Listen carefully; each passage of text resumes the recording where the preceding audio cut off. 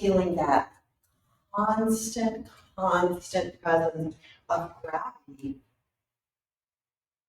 in our lives, gently supporting you as you completely relax into the ground. Sense of groundedness, sense of presence being here. Letting go of everything this morning that's happened already, shedding it, shedding our winter clothes, just taking it off. And we'll take a minute to bring attention to our breath. If you like, you can put one hand on your chest and one hand on your belly. You don't have to do that. Just bringing attention to the gentle, warm breath flowing in. Maybe feeling it coming through your nose, down your throat, into your chest, into your lower ribs, and out.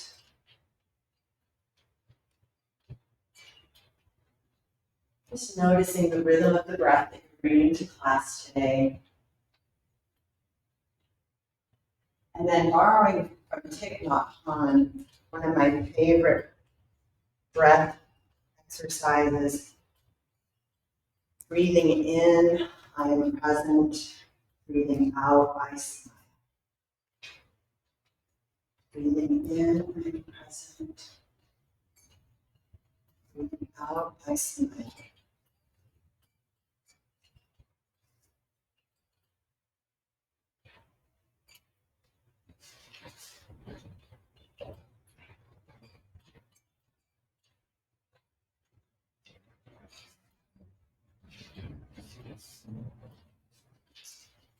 And then one more healthy inhale, healthy exhale. Your eyes are closed, gently open. When you're ready, roll onto your side and you can come to the sitting position.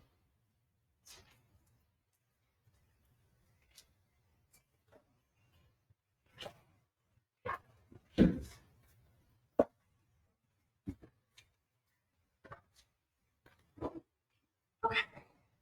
So,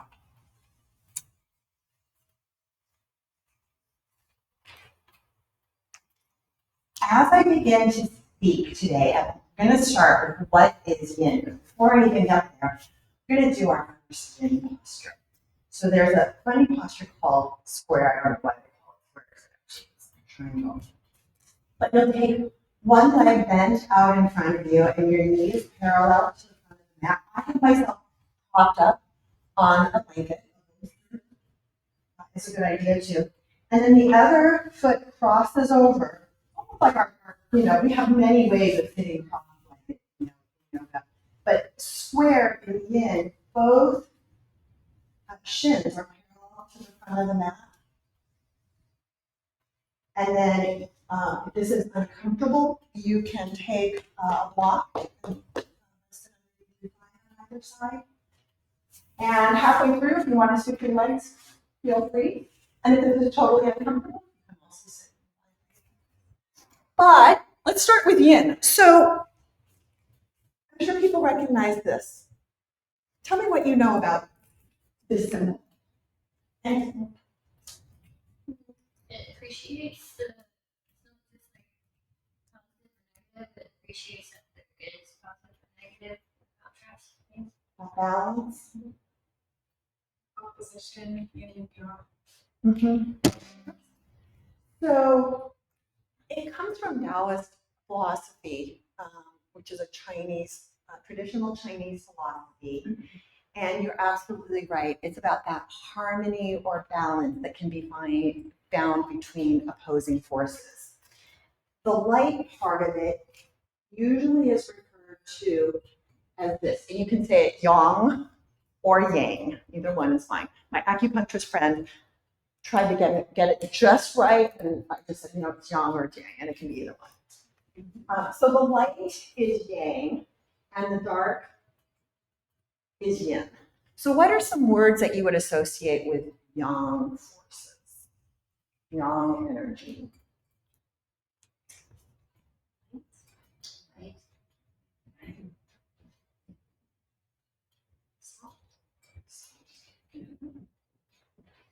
So yang is typically more masculine.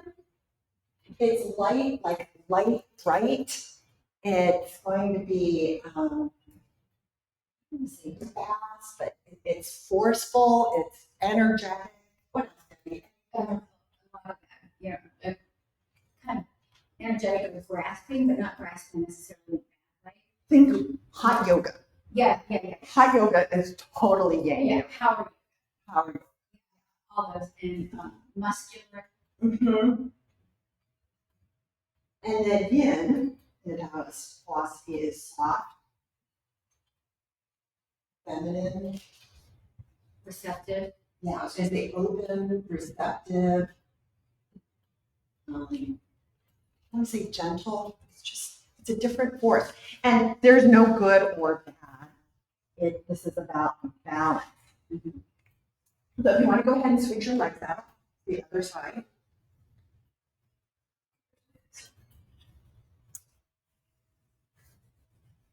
So, yin yoga. What is it? Where did it come from? Yin yoga. So, has anybody done yin class? Okay, what do you know about yin yoga? Usually it's more towards the ground. There's not many standing poses. You're holding the poses for longer. Most of the poses have some kind of a support with them, but not all of them, whether it's with another body part or with the prop. Anybody else have anything to add? It's a quiet practice. So there's restorative yoga and there's yin yoga. They're both quiet practices because you hold these lovely poses for a while. It just allows you to think, and like Kelly said, you're often on the ground, and so there's a sense of being able to just let go. But it's different than restorative yoga.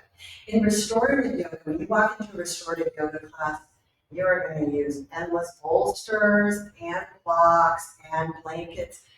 You're going to hold the poses anywhere from 3 to 7 minutes, but in restorative yoga, there is absolutely no work. It's really about completely resting and being fully supported. And at the same time, because you're holding the poses for so long, there's a chance for those quiet spaces, those meditative moments, the breathing. You can bring all that into restorative yoga if you choose to. Yin yoga is a little bit different. In restorative yoga, there is no discomfort. If there's any discomfort when you're doing something in restorative yoga, you toss in another bolster. Yin yoga is a little bit different. You still have the quiet space. In yin, beginners will hold the pose 1 to 2 minutes. So if I'm teaching a class and I'm a little yin, I'll do it for 1 to 2 minutes, but I'm not going to do the 3 to 5 minute holds. It's a long time. It's a long time to be silent. When we do our practice today, we'll be holding for about 3 minutes so you can see what it does in the body.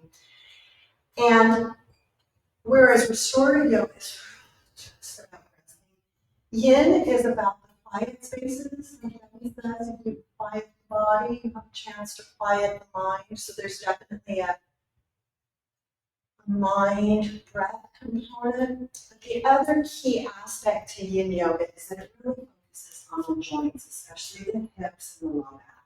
So when we're doing more of our vinyasa flow yoga, there's a lot of attention to the anatomy of the muscles, our strength, our balance, our alignment, our posture, our flexibility. And in yin, you don't use your muscles. You shouldn't use your muscles at all, which is why I didn't do a flow to start this class off. It's actually recommended that you do yin in the morning before you actually got your muscles warmed up, because you don't want to engage your muscles. It's fine to do yin warmed up. There are some lovely classes and things that you can do, but ideally, the yin specialist would say morning is the best time. And as we do our poses, you don't want to engage your muscles. I'll show you an example. So let's go to our next pose. Let's go to dragon. So you're going to notice something. As I do, remind me to come back to this about the naming of this. This looks like one-legged. So I'm going to do one-legged. And when we do this in a vinyasa class, we're going to, we might talk about having our feet dorsiflex, about being engaging our muscles, bringing attention to the muscle, thinking about how our pelvis is aligned, and then we might hinge at the hips and fall forward. In yin, relax your muscles like your toes.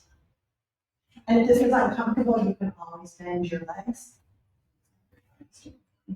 But if the muscles are relaxed here, and as we fall forward in dragonfly, rather than hinging at the hips and thinking about it, it's kind of a melty sensation that begins with your chin just kind of falling in, and then your shoulders falling in, and then you kind of just fold forward. And if you have a bolster, you can use the bolster in front of you for a little bit of support for the blocks. You can see how dragonfly, this sensation here, and if you're using any muscles, try and relax them, because the focus here is really on your joints in your hips and low back. And there should be a sense of relaxation. As you step into a yin pose, you go for about 60%. We're not going to our max wedge. You go to about 60%, realizing that you're going to hold it for 2 or 3 minutes. And it's fine to kind of say, I'm going to go in about 60%, and then I'm going to take some breaths, see how I feel. And it's fine during those 2 or 3 minutes as your body releases to adjust. You might get rid of one of your blocks. You might move a little bit. Can you see how this feels a little bit different than doing wide-legged forward fold? In the flow class, you can come on back up to a vertical position and just make yourself comfortable here. So the reason that yin, you'll find as we go through the asanas that there's a lot of overlap in postures. There are some uniquely yin postures. A lot of them overlap at first glance with the yin yoga, but it's going to feel different because we're not using our muscles to engage. There's more a sense of relaxing and letting time and gravity do their work. So in the opening meditation, I spoke about the presence of gravity. Always, we have these two gifts, time and gravity, and we're letting them work. It's different now. Okay, so let's see, what else makes yin super interesting? Oh, so I was talking about the joints. Let's talk a little bit about exactly what yin is doing in the joints. Let's see, we just did one square. Let's go into butterfly, and you will recognize butterfly. Bolster block is fine if you need it, but basically, which you're going to definitely recognize when you're doing lots of classes. Again, a little support if you need it underneath your thighs, spine. And again, this is that melting sensation where your chin just kind of drops, your shoulders fall forward, your back gently curves, and you fall forward into butterfly. And you can either stay here and listen to me, or if you prefer, you can come back up to vertical and listen to me as well. What's going on here is some compression and tension in your hip joints. So what's tension? Tension is like if you were to take an elastic strap and pull on both ends, you're putting tension on that strap. And so if you think about your hip joints, you're kind of thinking about your glutes and the back of your hips. With this particular position, you're putting tension on your hips, and then there's compression in the front part of your hip joints. So gravity and time, tension and compression. And the longer we stay here, the more benefit we get from those forces.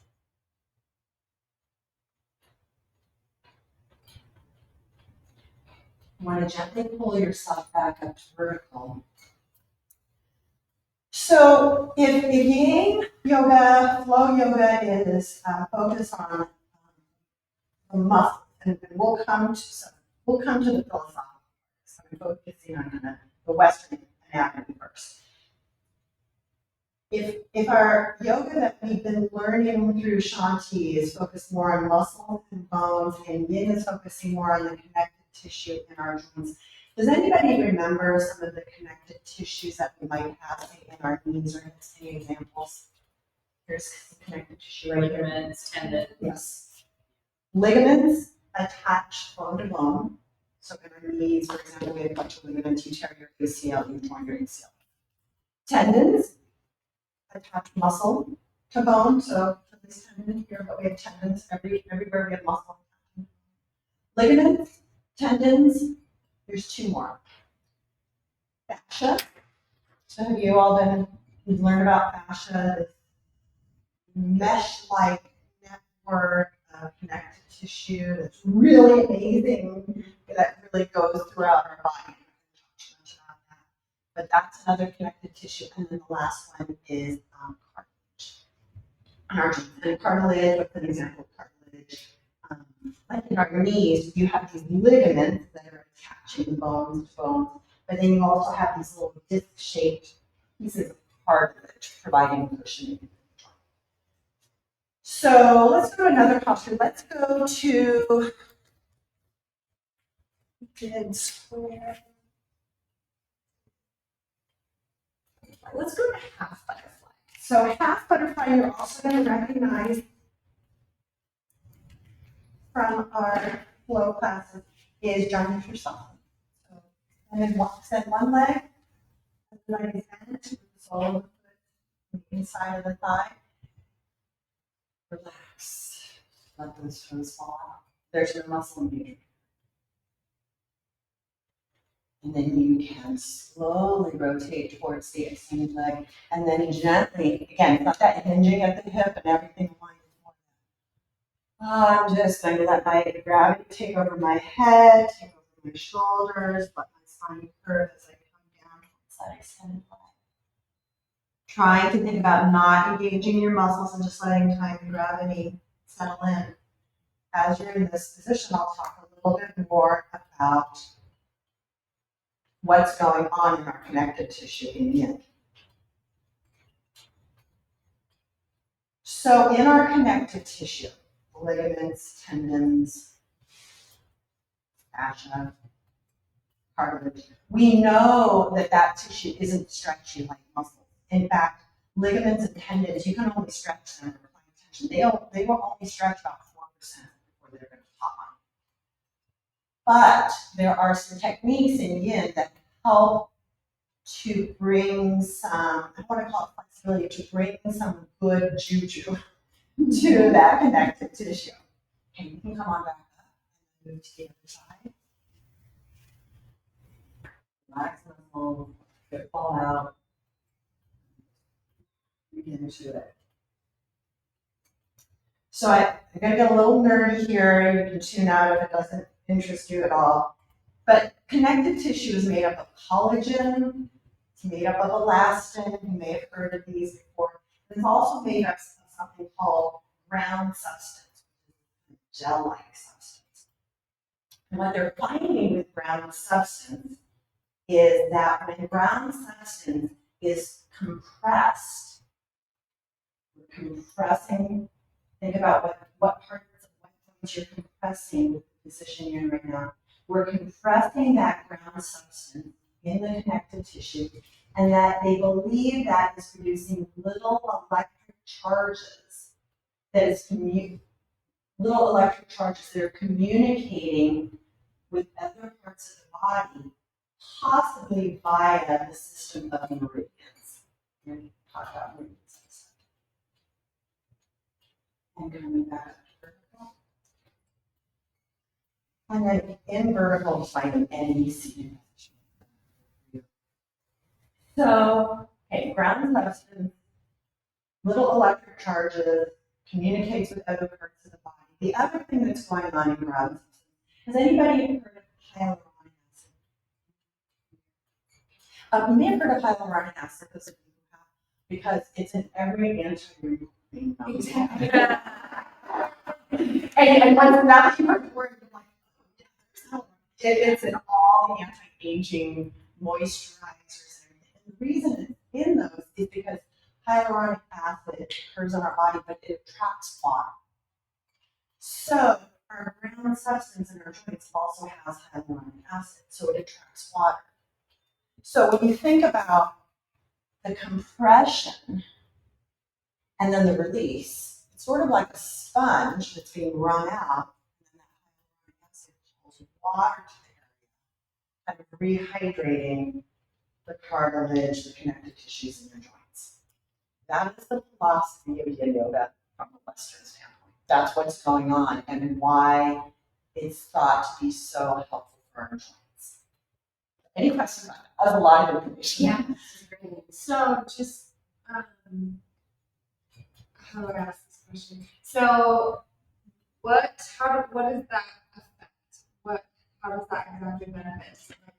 Is it like a no real food or it keeps you? It's that idea. So, as I was doing my study on this, I told you about all I could find out about the benefits. Because when you come at it from a, say, a Western medicine perspective about synovial fluid injections and everything, the two haven't quite got together yet.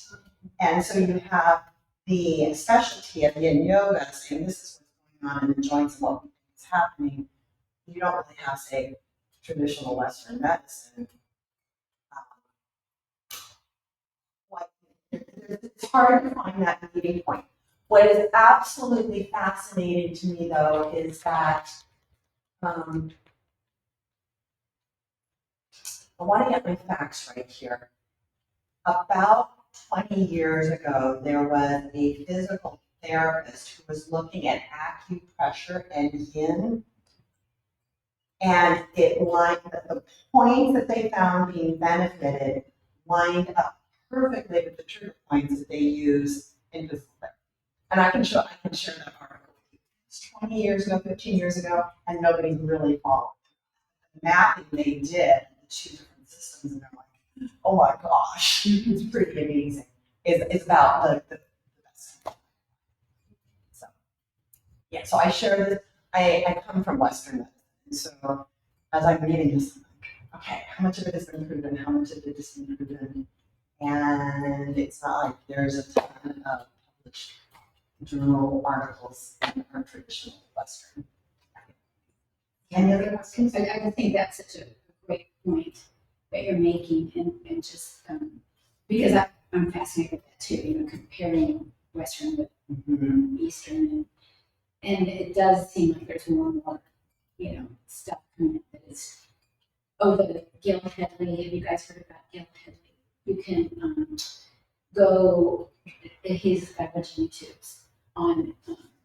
He was a surgeon or something like that, and he does dissection in a different way, and it used to be more like diving deep, do all these layers. He's been showing these how they're just everything you're saying. He's using surgery and dissection to show a lot of what you're talking about and how the fascia is related to pressure points and meridians, and it's just It's amazing because 20 years ago, using the word fascia in Western medicine, you would have been laughed off the stage.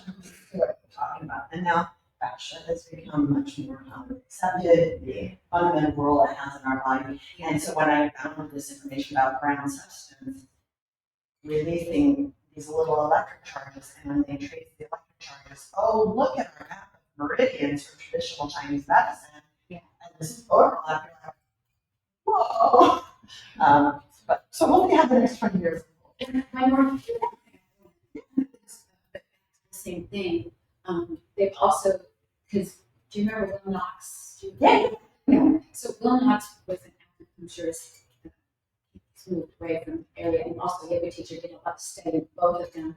And he actually presented here for our school because I thought we just be talking about this all the time. Just the intersection as well of the nadis in our system, the pathways with meridians. And he had a really nice paper. I think I made it available to our students. Yeah, you did. Yeah, and it's pretty interesting. I mean, and Debbi was not a plant, but it's just like a perfect segue to the next section here, where I want to talk just a little bit about like the history history of yin and where it came from. So does anybody know what this is? It is, believe it or not, a Sanskrit word for prana. And everybody knows, I'm pretty sure, the prana, life force, energy, and the Hindu yogic philosophy flows through bodies. Does anybody know what this is? Yes.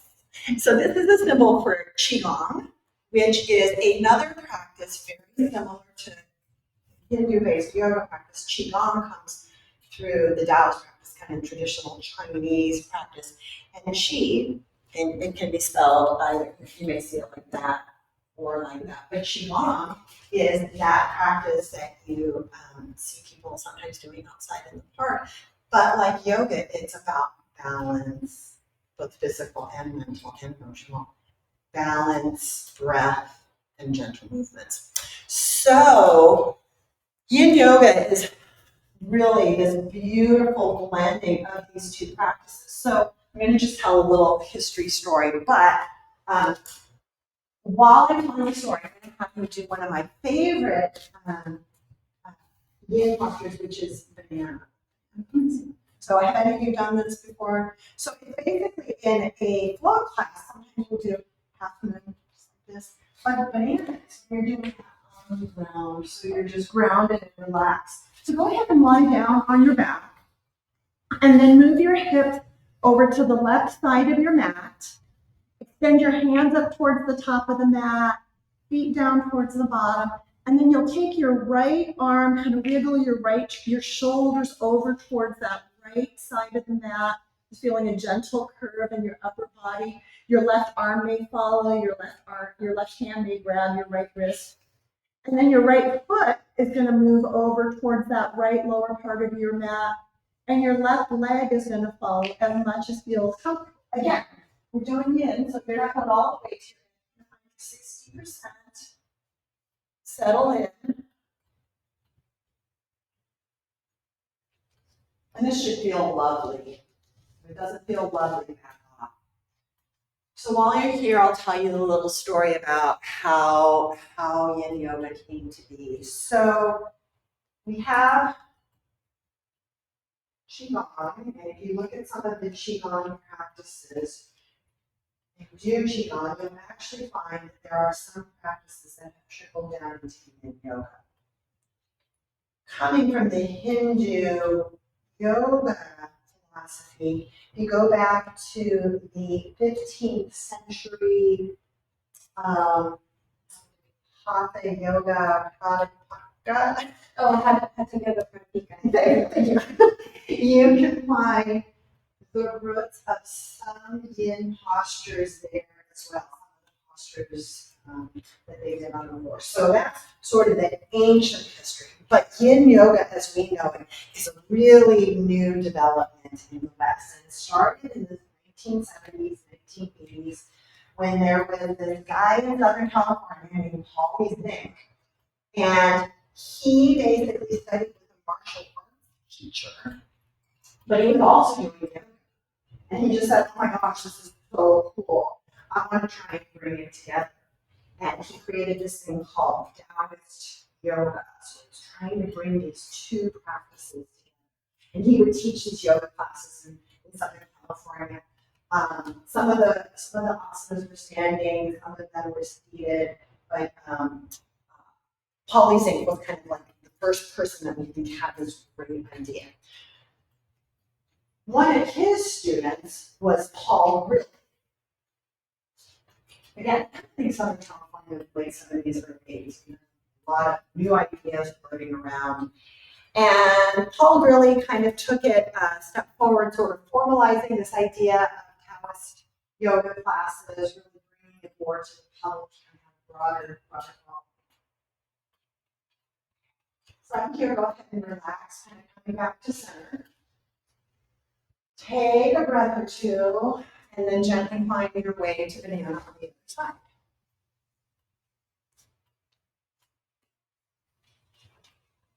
Settling in there. So we've got Paul Zink, Paul Gurley, And then Paul Gurley is teaching his class, and along comes this really dynamic woman named Sarah Powers. And she's really the one who coined the term yin yoga. And she's the one who said, you know, this practice is so cool, and all the yang yoga that we have, we need some balance. She also brought a Buddhist flavor, some of the Buddhist philosophy to her practice. She has a pretty wide following. You can still see a lot of her work online. And she is the one who said, the practice of yin yoga helps us learn about the stillness of movement and about the flow in stillness. And then finally, Sarah Powers knew Bernie Clark. And Bernie Clark, he brought yin yoga to the masses in a different way by writing a really accessible book and having a really accessible online resource. So if you can want to move back to center, and you can come back up to a comfortable seated position. So this is the book by Bernie Clark, and you can look at it after the class. His website is also amazing. I used it so much as I was studying. He just had tons of videos, tons of information about the different poses. It's just a great resource. What I found fascinating is I was studying for them. They don't all get along. It's so funny. You're looking at their websites. You're like, come on, you guys. People are out there doing it. You know, it's politics. We're doing yin yoga. So this is pretty much book, and this is Paul Gurley's book. So feel free to take it.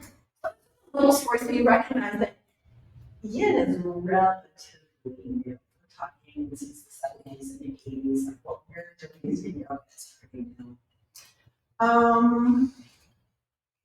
Don't you feel no stretch like when you're doing like, So or is it okay to that is a super good stretch?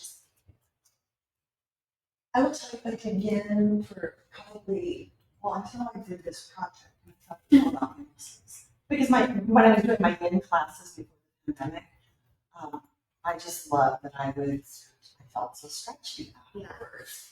And so what you're learning today is kind of a formal yin. I didn't know that I could relax my foot when I'm doing transition. I didn't know that I could release a little bit more. But I'm a runner. Do I still feel the stretch in my hamstring? Absolutely. So it's not like a sign back off, it's just there. That's a great question. Any other questions?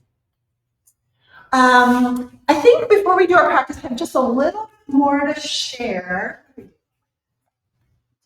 We did dragonfly, we did banana, stew.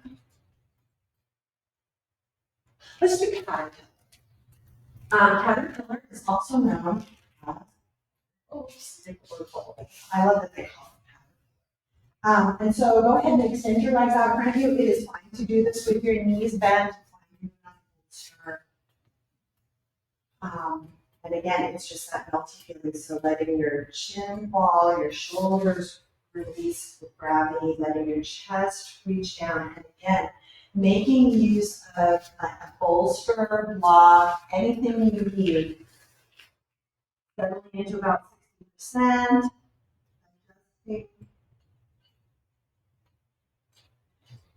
Perhaps bringing attention to where you're feeling that stretch and tension, and also perhaps some compressive forces. And while we're here, I'll talk a little bit just about some super basic stuff about teaching a yin class. So teaching a yin class is a little bit different than teaching a more traditional flow class. For one, you don't need a whole lot of warm-up. Because there is so much quiet space during the poses, you're dropping in and you're getting out with shavasana can be briefer. We don't generally need 5 or 10 minutes at the beginning or 5 or 10 minutes at the end. The sequencing isn't quite as important either. might just throw together 6 or 7 poses, but you don't have to be as attentive to building to a peak pose. And generally, you know, if you're going to do some open hip postures, you'll start gentle and the harder ones, and later you'll see that kind of flow. But you don't need to be super, super worried about the sequencing. And the transitions between poses, you don't need to take that seriously.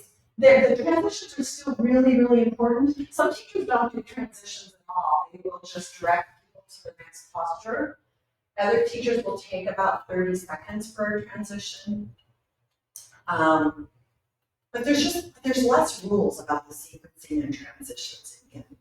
So using your hands and gently push yourself back up to a seated position. Any questions about that? It's just a little bit about putting a class together. I think there's one more thing I want to do before we do our class, and that is to just touch briefly on the meridians. So I spent a bunch of time talking about sort of a Western anatomic perspective on yin. And just like in Vinyasa Yoga, we're going to have the Western anatomy. We're also going to have the prana, the chakras, the nadis, all that. It's the same thing in yin yoga. In yoga, we can be completely attentive to tension and compression and gravity and time and what it's doing in our cartilage. Some teachers will go deeper into the philosophy of traditional Chinese medicine and really focus on the meridians. What I have here is a little sketch. You may have seen these sketches of meridians before. I'm not sure it comes from traditional Chinese medicine. This is super, super, super, super amazing sketch. You can study traditional Chinese medicine for years. But my goal here is to show the 6 main meridians that are that we pay attention to with yin yoga. Each meridian has an energy associated with it. So for example, the kidney meridian, which is here in red, starts mid-body and goes down the outside of the leg. The kidney meridian is, they call it the worker. So if your kidney meridian is out of whack, you feel kind of lethargic. If your kidney meridian is healthy, you feel like productive and ready to go. Your spleen meridian is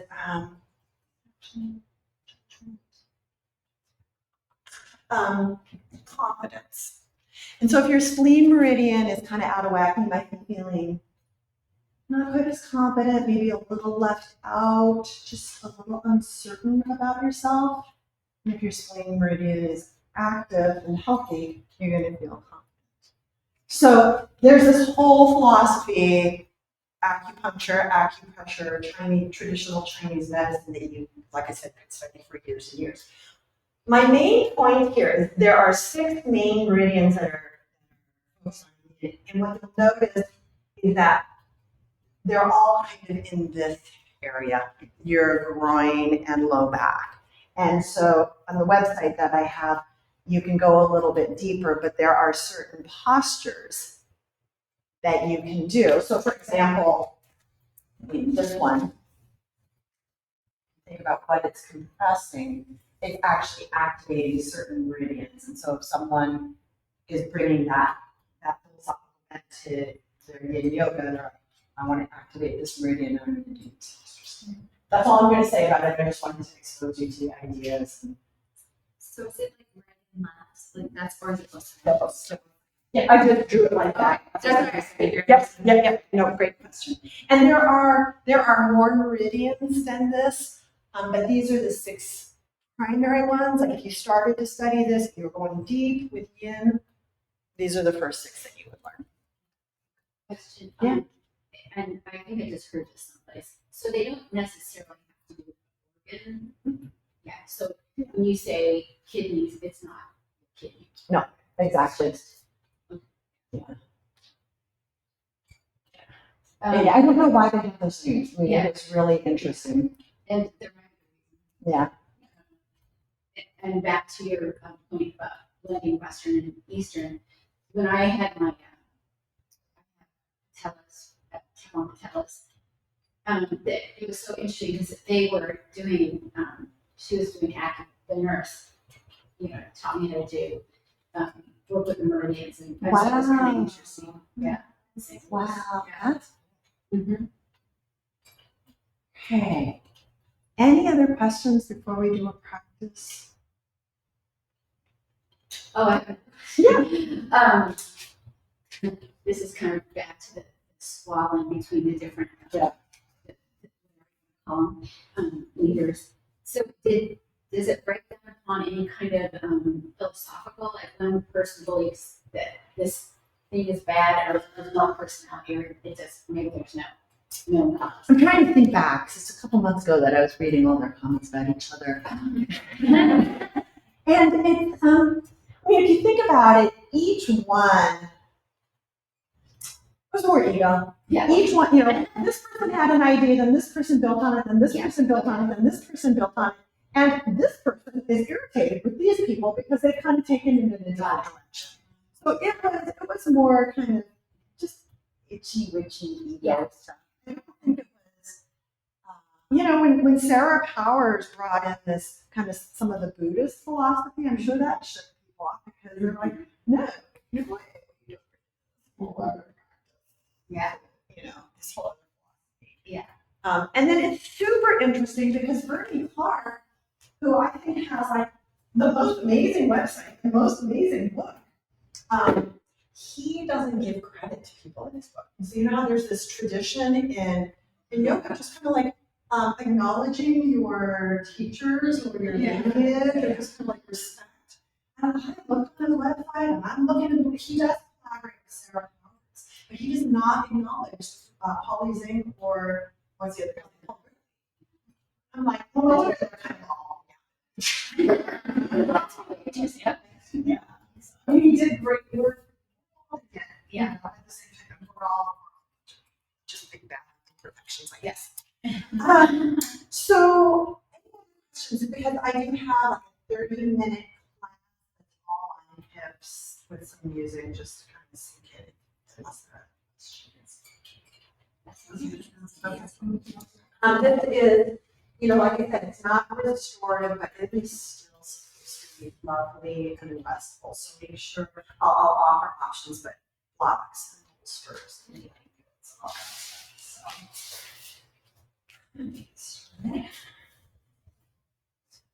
So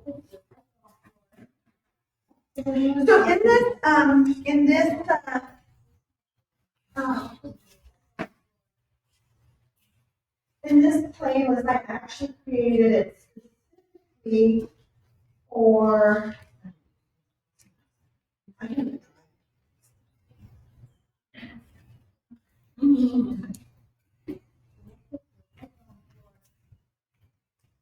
You need music.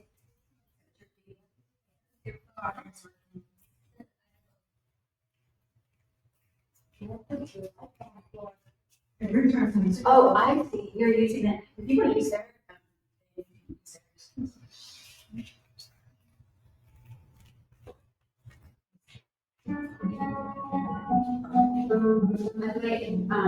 You have a major report.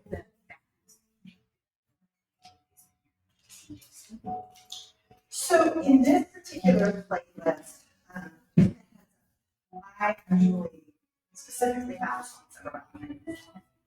So as you're kind of settling in, you kind of get the sense of the art music is infinite. I call it the cue, but then they'll get 3-second transitions.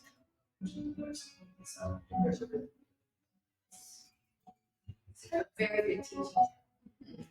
A lot of types that can help you stay. kind of stay in line. Yeah. Part of the reason I created this playlist is we had the pandemic. I couldn't find that many in classes.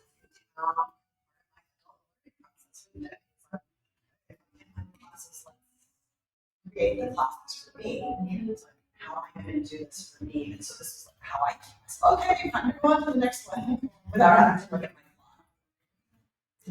Okay, so why don't you go ahead and we're just going to settle in. So you want to just lie on your backs. This is one of my favorite songs to start a new class. here and now. It's just a reminder to settle in. You're all experienced yogis, so I you here. I'm just going to give you a minute or two to ground.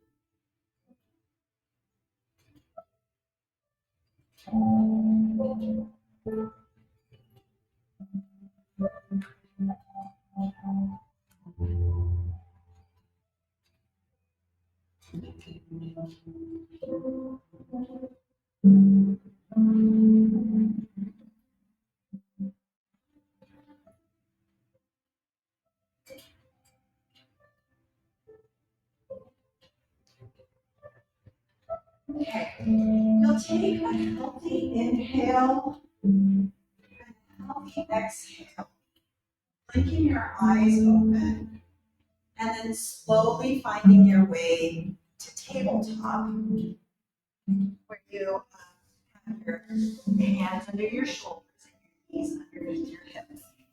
One of the things about Yin is that we move slowly, we sort of finds their own way between positions.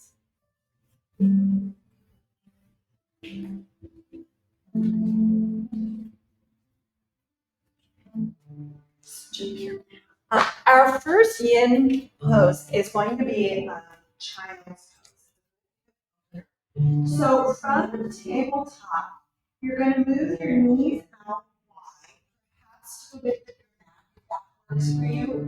Perhaps bringing your toes together and then sinking your hips back.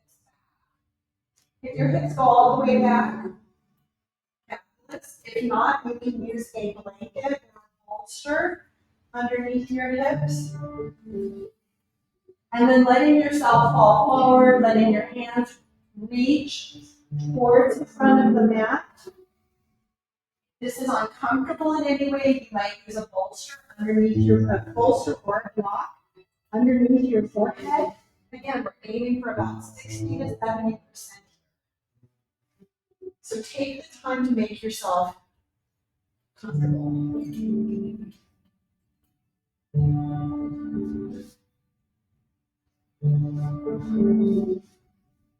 So often our lives are rush, fast, managing our time. And the quiet spaces of Yin allow us to balance that out.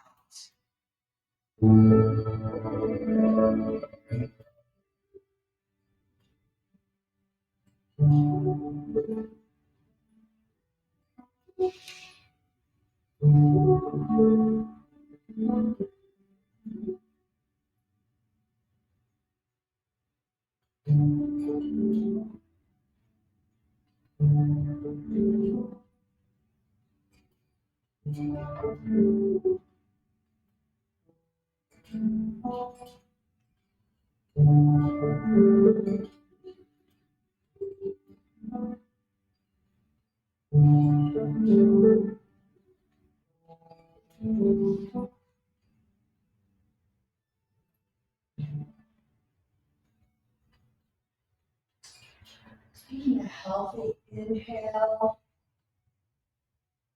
and a healthy exhale. And then moving yourself back into tabletop. Hips forward. During the 30-second transition, I have many options. You can simply sink your hips back and sit quietly. Do a few cat-cows if that's what's calling out. With your hands out and do a little knee plank, shifting your hips back. But let your body tell you what to do this time.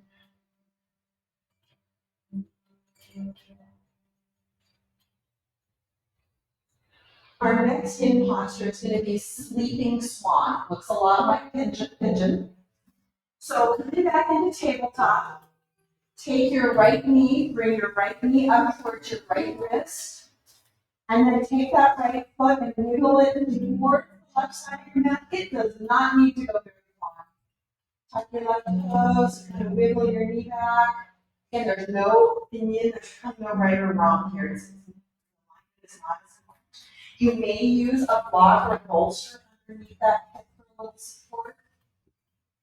And then if it's comfortable for you, let yourself slowly sink in a bolster or blankets in front of you to provide a little support. Again, finding that 60% space. You may find halfway through that you adjust to feel your body. Taking that time to adjust and just lean.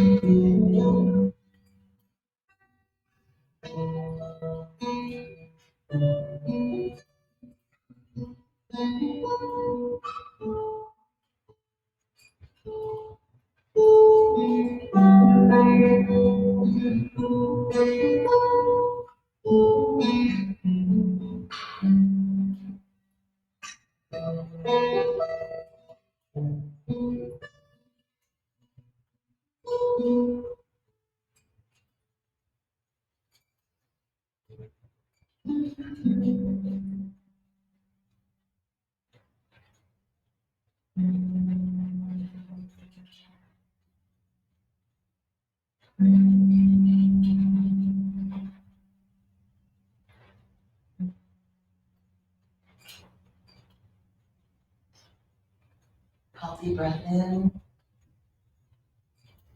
Healthy breath out. And gently push your way back. Take your top.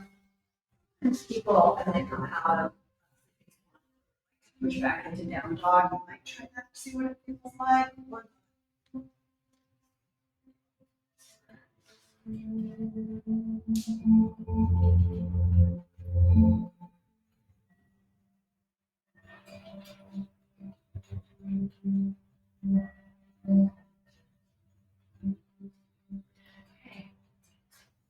Coming down onto your belly with your hands planted on either side of your shoulders so your elbows are pointing up.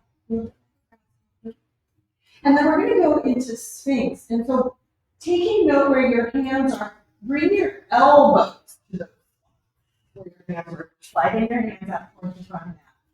Now, in a big flow class, there's going to be a lot of work on it. Here it's a little bit different. Because rather than engaging, just sink in. It's going to be a little bit uncomfortable. If it's uncomfortable, kind of letting things just sort of sink in and let gravity do its work. You take your elbows out to the side and use a block or a bolster for support. It's even okay to just use your fists to support yourself like that.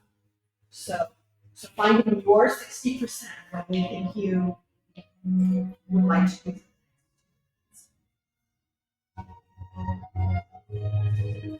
Again, let your gravity do that work here.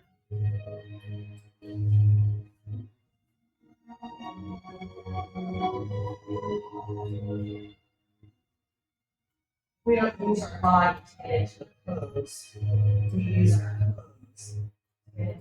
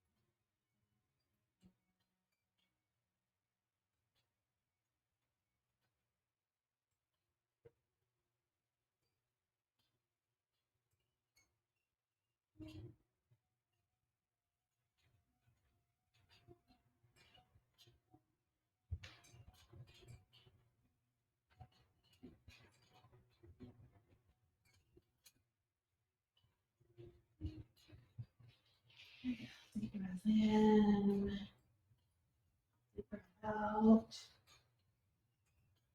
And gently transitioning. If you want a little bit of release in your low back, you can certainly do some windshield.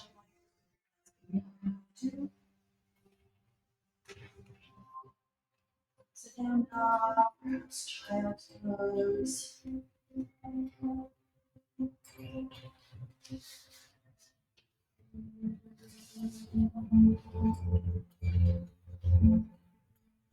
And then finding your way back up to tabletop.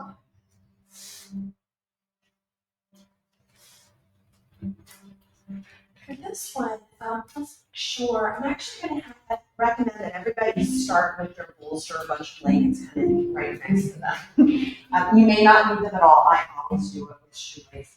So what we're doing with shoelace is you're going to take your your left knee up towards your left hand, bring that foot around. You're just going to fall down on that foot. And then bring that right leg around. Now, you may stop here. You may cross your leg. You'll see I have very limited flexibility. Or if you want flexibility, keep walking that leg all the way over your knees.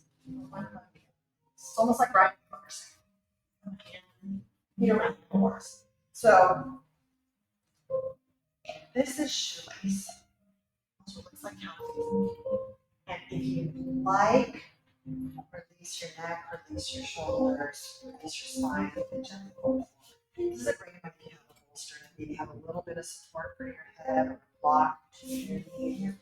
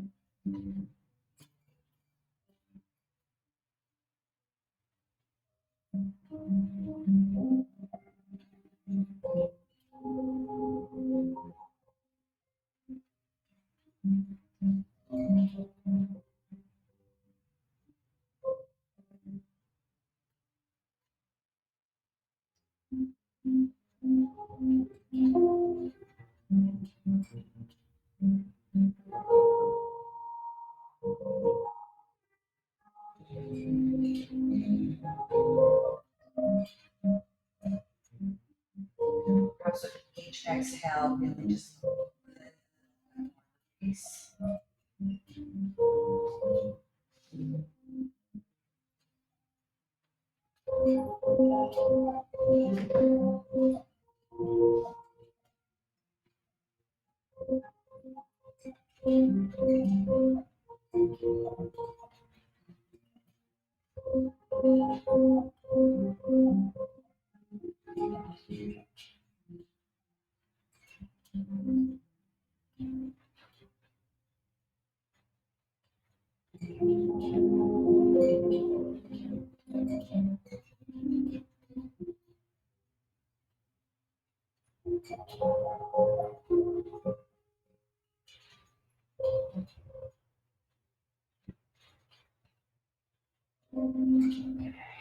Deep breath in, deep breath out, pushing yourself up to a vertical position and unwrapping your leg.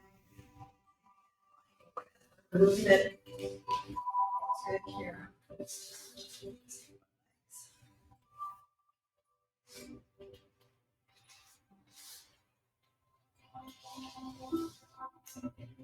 And getting ready for shoelace on the other side. So with the left knee, that was right knee in front. And then take that left leg, wrapping it around and finding a little place of comfort. There are variations here. They call it loose shoelace, untied shoelace. I love that. For people who've had hip or knee replacements, even this is just lovely. Using your bolster block.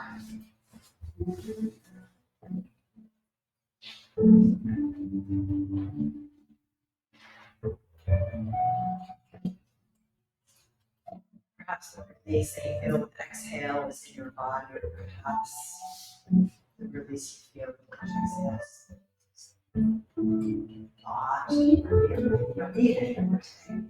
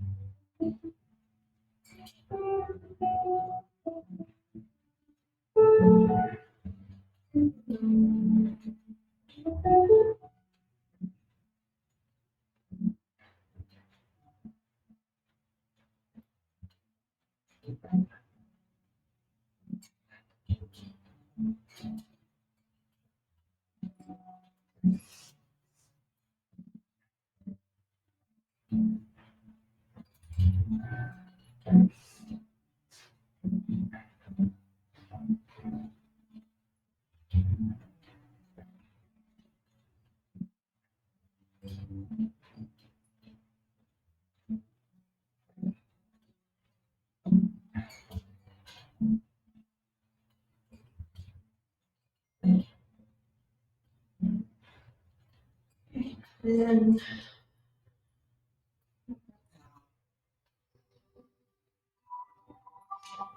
any movement the body sees right now.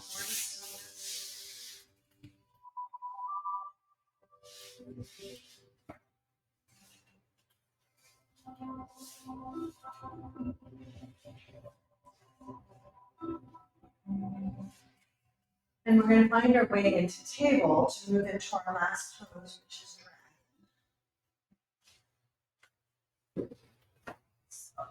dragon. Finding ourselves in table again, hands underneath our shoulders, knees underneath our hips.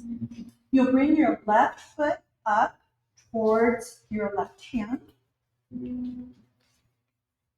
And then, if you'd like, you can tuck your toes on your right foot and move that knee back. Like lunge, one lunge.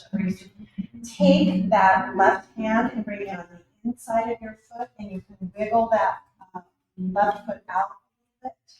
And from here, there's lots of options. You can let that knee, that front knee kind of fall out. If you've got a lot of flexibility in your hips, you can use a bolster, come down onto your elbows. And during, with the, as it unfolds, you may find yourself lowering the bolster, even bringing your elbows down to the ground. So finding your dragon,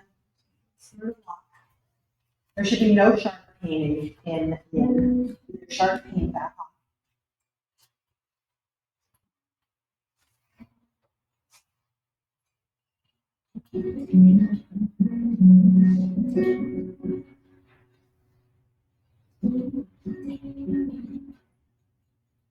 Perhaps returning to the breath. Breathing in the present. Breathing out restful.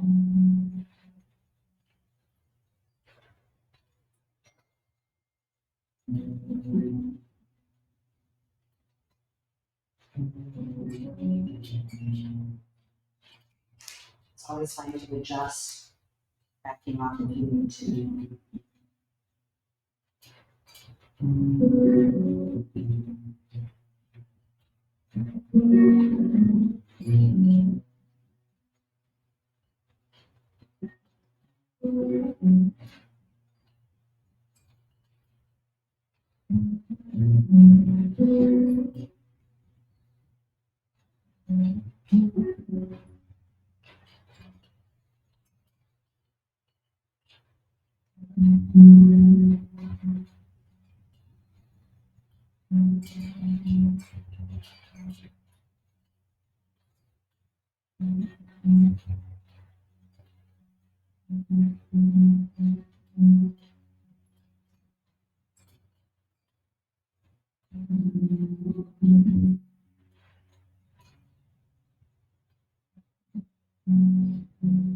Nowhere to be, nothing to do. Just letting time and gravity work their magic.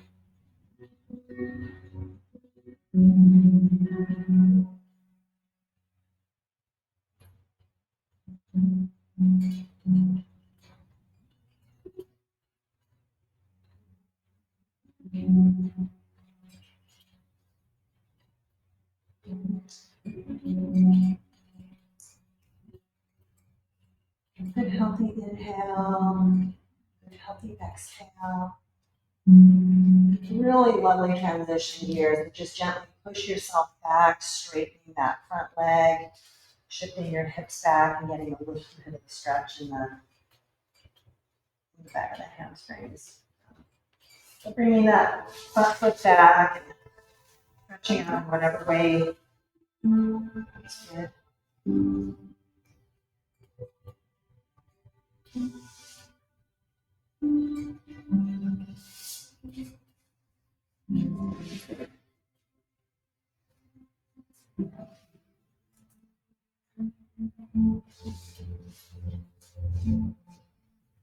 And then when you're ready, bringing yourself back to table, doing dragon on the other side. That right foot up. Putting your left toes, shifting that knee back. Keep your right hand moving it to the inside. And just letting yourself sink in. One of my favorite, all-time favorite yoga teachers, when we slow the body, we slow. She actually said, when we slow the body, the mind moves.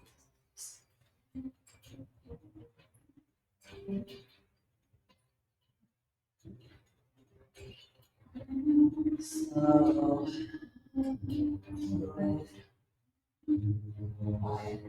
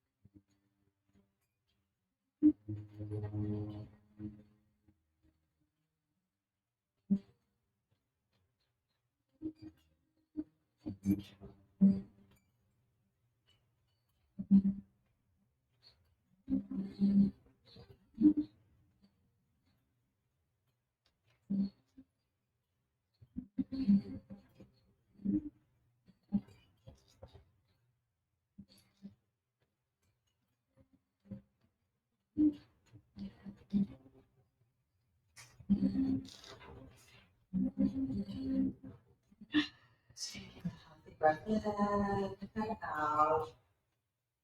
Pushing yourself back. Straightening that front leg.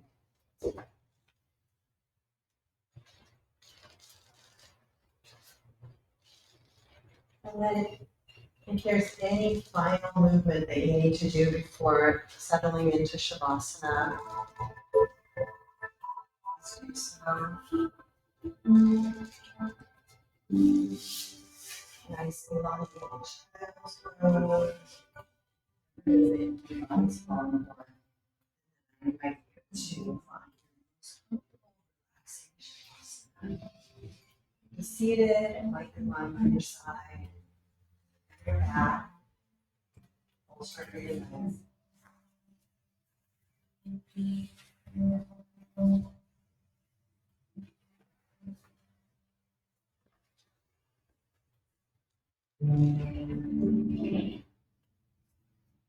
And if you settle,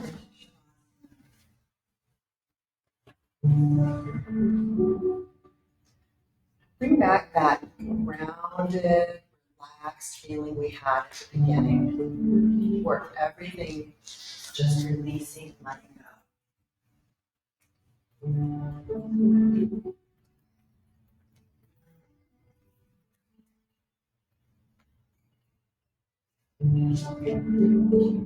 Notice the stillness in your body, the steadiness, like a steady, still mountain.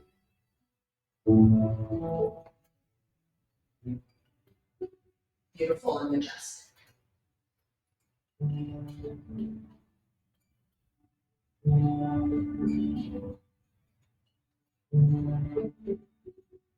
And then invite a calmness to your breath. Imagine a mountain lake, gentle breeze creating ripples across the surface of that lake. And as your breath calms and flows, just like the mountain breeze, as it slows, those ripples disappear. So slow, so calm. And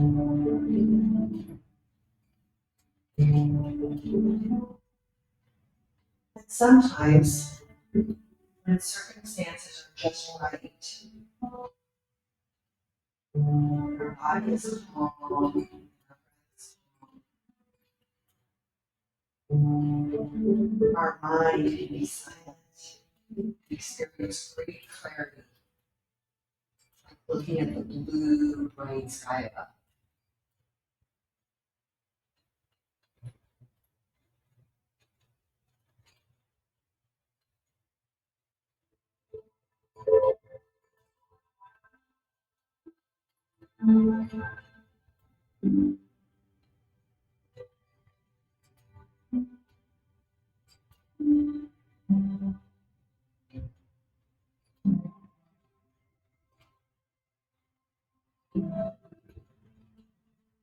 With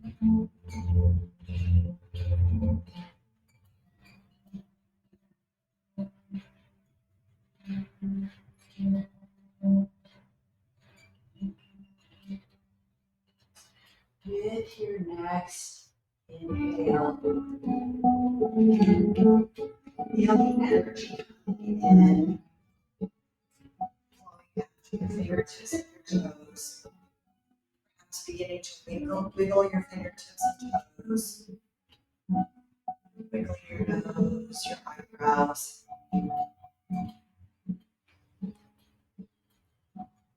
Hearing the noises in this building, fans. Ready, gently rolling yourself onto your side and pausing.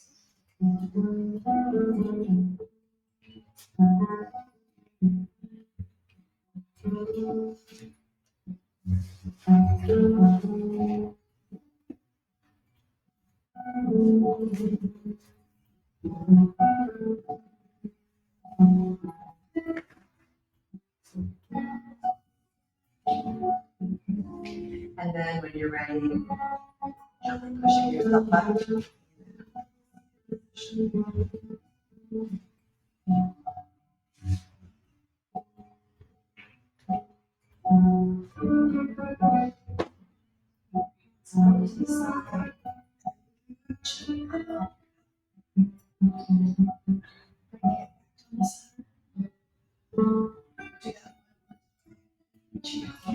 Everything has energy forward with you. Get back to the center. And I'd like to thank all you yogis for sharing this hour with me.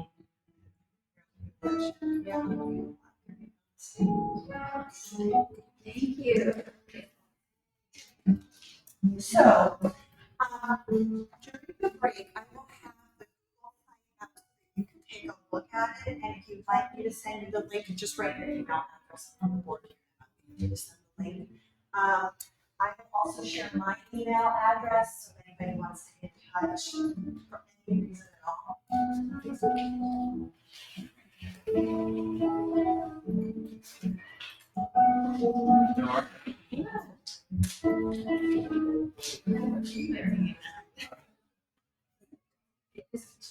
No, it's this one. I just thought you were I always read it, but when you did yoga, So yes, That's like, it's like, with me and it, but it's I was like, so there's blocks. Okay, blocks under your feet there. Gotcha. Yeah, I should brought it on. Well, that's one thing we have a lot. Okay, then Nicole can help you with this stuff. Yeah. You might. This is great. Okay. Thank you. Anyhow, put me on one side. And especially right now, this one side. I cannot go near her.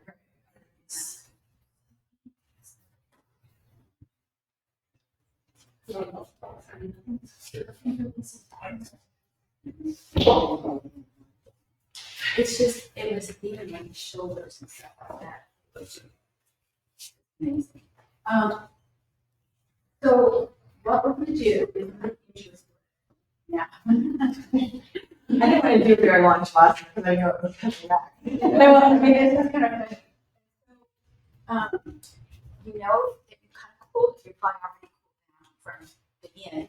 So, my package you guys can use and my stuff there. You can use that, but you'll just want to get everything around. You can, okay? Because you never know. You might need. And this is great, you guys. The Bensons just came in. We did these poses in this. Oh, Nicole, I shared my site. Yeah, and Nicole comes a lot too. She's been in a lot of yoga classes. One thing I wanted to ask you, have you ever come across the idea of yin being something like this is just I don't understand this. A teacher told me that she ever part was this that it's like you're carrying home a turkey in a red Meyer bag, plastic bag, and somehow it's heavier. So then maybe it's the bag itself stretching. Have you ever heard of that? It was a metaphor. And I don't quite get is that But it's kind of like if you think about that bag, plastic bag of turkey, then you don't want to rip the plastic. Oh, now I get it. You don't want to rip it, but Yeah. apply gentle tension to it slowly over time. Okay. It might stretch just a teeny little bit. You know, we don't think about it. It's a stretching. Thank you. There's that 4% of it. I don't get it. It's the bag. It's the bag. Okay. I do have to clean it up because it's left over from the past. We were all saying, you're not making any handouts, but I do have them. So, basically, it's the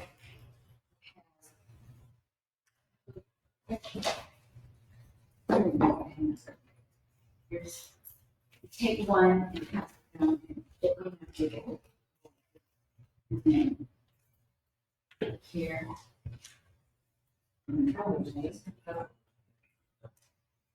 That's it.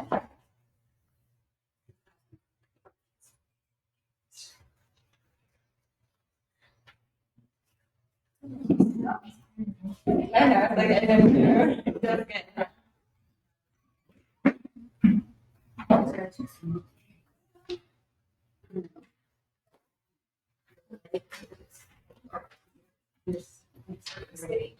Yeah, it's interesting how much. Yeah, and not. Yeah. So this is the book. Maybe you have an opportunity to look at it. And you can do it. And I still have. We're good. I don't. Yeah, we're good. We'll share. But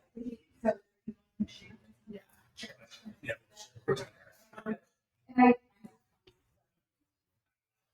I said I was going to do handouts, but then I was kind of like, well, I know where it is. yeah. Okay, so everybody's got plenty of stuff. Do we need straps or anything? Okay. No, you don't need straps, but definitely blocks, blankets, and I first want to kind of for you guys that just came in, but I think you already know this because you've been in classes before. A lot of people don't think of yin and restorative as being the same thing, you know, or they think slow, we're just going to hold stretches for a long time, but they have a distinct difference. And can someone share what they feel that we're doing in yin after that experience? Of your brains turn back on yet? It might still be still. One thing that you achieve in or a reason to do yin yoga. Still the mind. No, that's awesome. Yeah. To still the mind. Anybody have anything else to that? Learning to feel how to let go of various tension. Yeah. That's it. Without using your muscles to support. Right. And a little bit, there's Compression and relaxation, and then she's talking about the, I'm gonna call it anti-wrinkle. oh, I was enjoying hyaluronate, which brings more water. And yeah, and it's about a little bit more about ligament, the connective tissue, ligaments, tendons, fascia, cartilage, the brown matter. Am I saying it right? Browns. Yeah. So and that's very harmonic. So it's very interesting. Is it a very bold? Is it bold? Yeah. That's what I was fascinating. I can read that. People, oh, this is really old yin yoga. It's kind of like when I was starting to do yoga.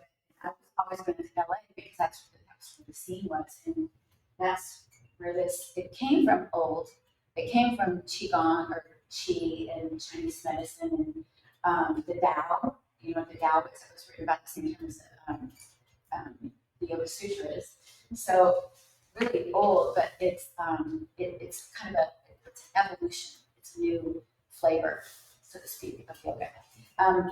Relaxation, restorative yoga is actually pretty new as well, and its purpose, if you have your one hand up there in front of you, its purpose really has not hardly anything to do with the body, other than the fact that as you still the body, as you quiet the body, then it can help relax the muscles. It might be able to flush out some of the waste products of, just from living, because we're constantly producing waste products and we do anything, but they can get stored in our body. And this is one of the main exacerbations of ill health. So it's not that you could say, I'm going to cure diseases by doing sort of it's just that it can help give you a better chance of not, it helps boost your immunity and all that. So restorative, we're tapping into the relaxation response. That's the main reason we're doing it, is to relax.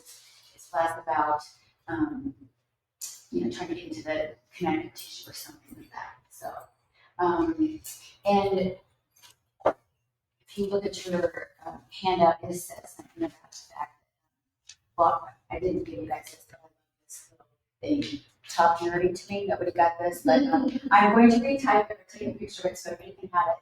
This is also from Taylor Partners, and his idea is, well, it's not his idea, but he talked a lot about this HPA axis and how we're constantly, looking over our shoulder about every 30 minutes. We're like, oh my God, I've got to address something bad's going to happen. And we can help us not be such a victim to that HPA axis when we can relax more. Why do we want to get out of that? Again, it's because this little cycle, hypothalamus, anterior pituitary and adrenal, that's what HPA stands for, is the cycle that goes on when we get stressed. Our brain says, oh, something bad is happening, so they send out all these chemicals, so that it's stored for a long time. Basically, can help, again, like I said, succumb to diseases and whatnot. So that's what this is all about. I think that's all I'm going to say for right now. Other than the fact that I was really lucky to take a class. You can see how young she is there. I was young too. She's about my age. Her name is Judith Lasser. She was a physical therapist, and then she went on to get her PhD in East-West psychology. See, they did stuff like that back in the day, and she and I were in college. We could get our doctorates and stuff like that. And it's a great book still to this day. If you are really interested in this topic, it's just full of all kinds of information, all kinds of different poses, and I would put it on the shelf if this is something you really like. So I have some ground rules for restorative yoga that I got from her, and then another teacher that I really like named Amy Carpenter, and she also is around my age. She's the one who's a dancer with the what's the most famous dance? New York City Ballet. No, I mean the dancer too. But it's Martha. Yeah, Martha Graham. Yeah, old as well. They're all old. So anyway, this is from her video she calls Relax Deeply. And she said a couple things to remember. This type of practice advances by letting go more, not by going further. So letting go more, by releasing. It's a practice that really matures over time. So a lot like yin yoga, it's fine to shift around a little bit. You know, it's not like you have to stay there and okay, I can't move. You can move and fidget and find your way. We're moving into stillness, but that moving into stillness may take a little bit of time. And this is another good point. As we move from one pose to the next, we'll have to get up and move, and you'll see something. Maybe you want to talk about something, but don't. The idea is this is part of your practice. The transitions from one to the next. Try to stay with yourself. Try to stay within your practice. And it just said that one way of doing this is to kind of keep your gaze soft, and you don't really have to make eye contact with each other.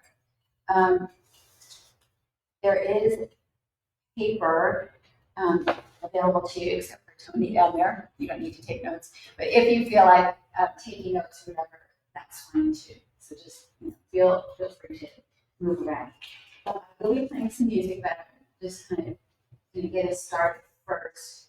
And if I also do kind of 3 minutes or whatever, it's just a good way to gauge your time. So we'll be doing that. Let me see if there's anything else.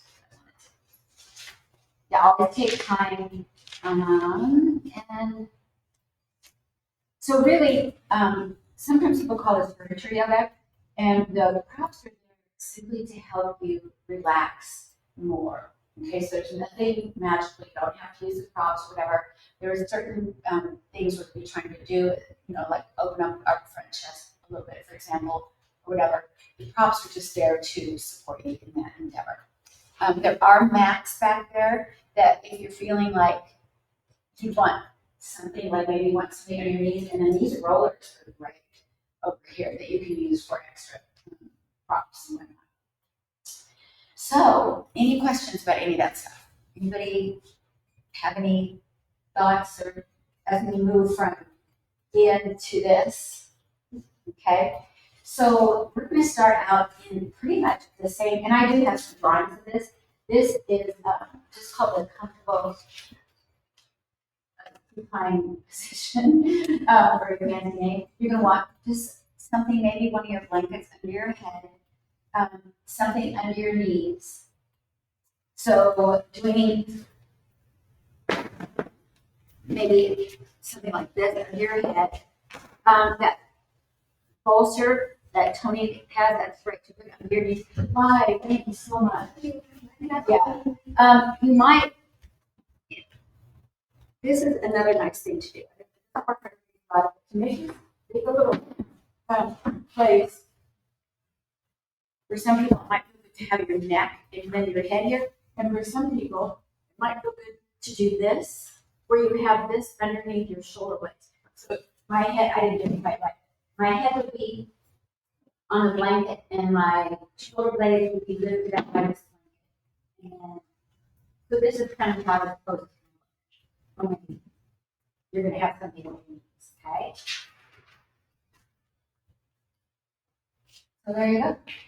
So we're going to get into position. Take your time. Remember the idea of this is transition into going deeper, moving into stillness. How Eric should look.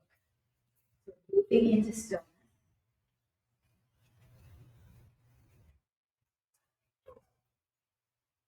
Take a few moments to really settle in.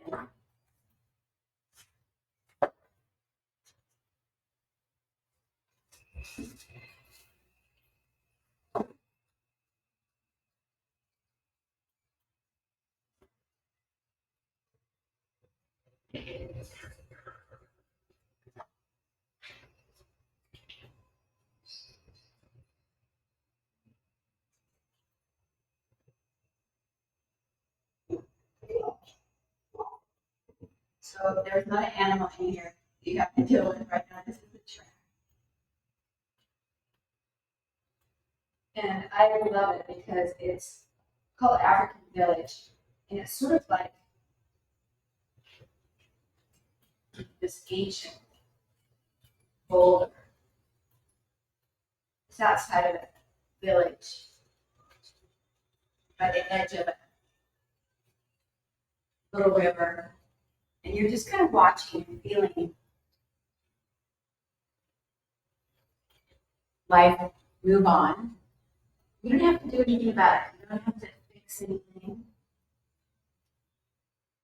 Just kind of not even interested bystander. Just letting it go by.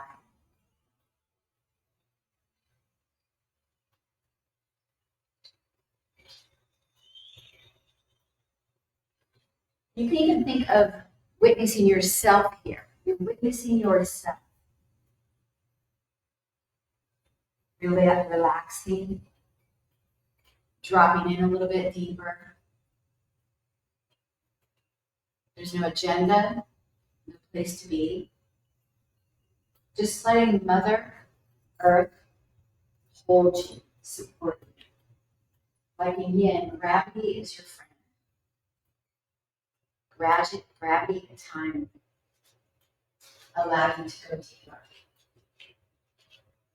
If in this kind of practice, again, I want to remind you that it's totally fine to move. If it feels more comfortable even to keep your eyes open and look at something on the ceiling. Just going to feel like you're dropping in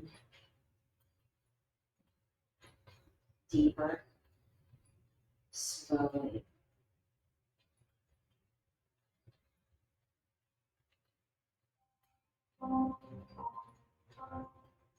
Then begin to notice your breathing. Just notice the natural rhythm of your breathing.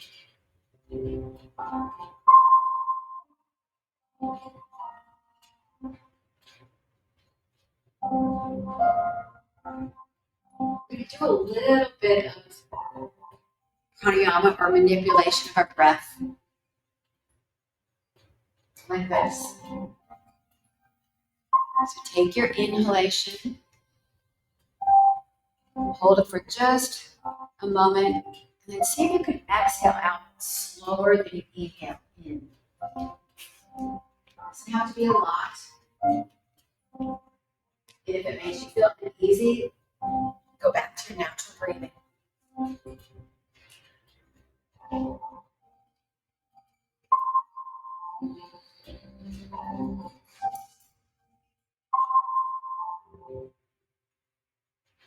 You might notice that your face starts to relax a little bit. Maybe your tongue is relaxed. The soft muscles around your eyes.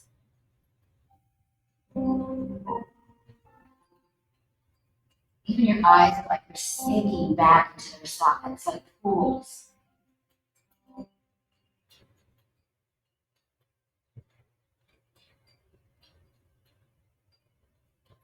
Allow your forehead to relax.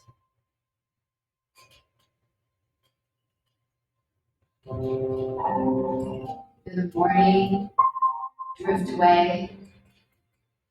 Expectation of afternoon drift away, so you're deeply immersing as if into a pool, right here into the present.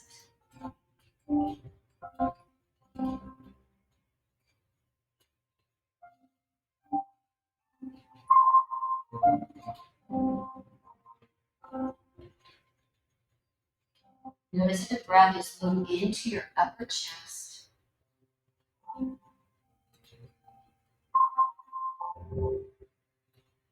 Notice how your belly sinks.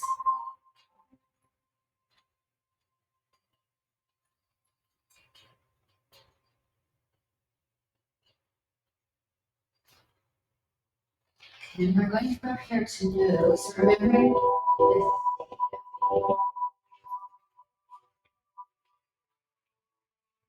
I'm going to try to stay there.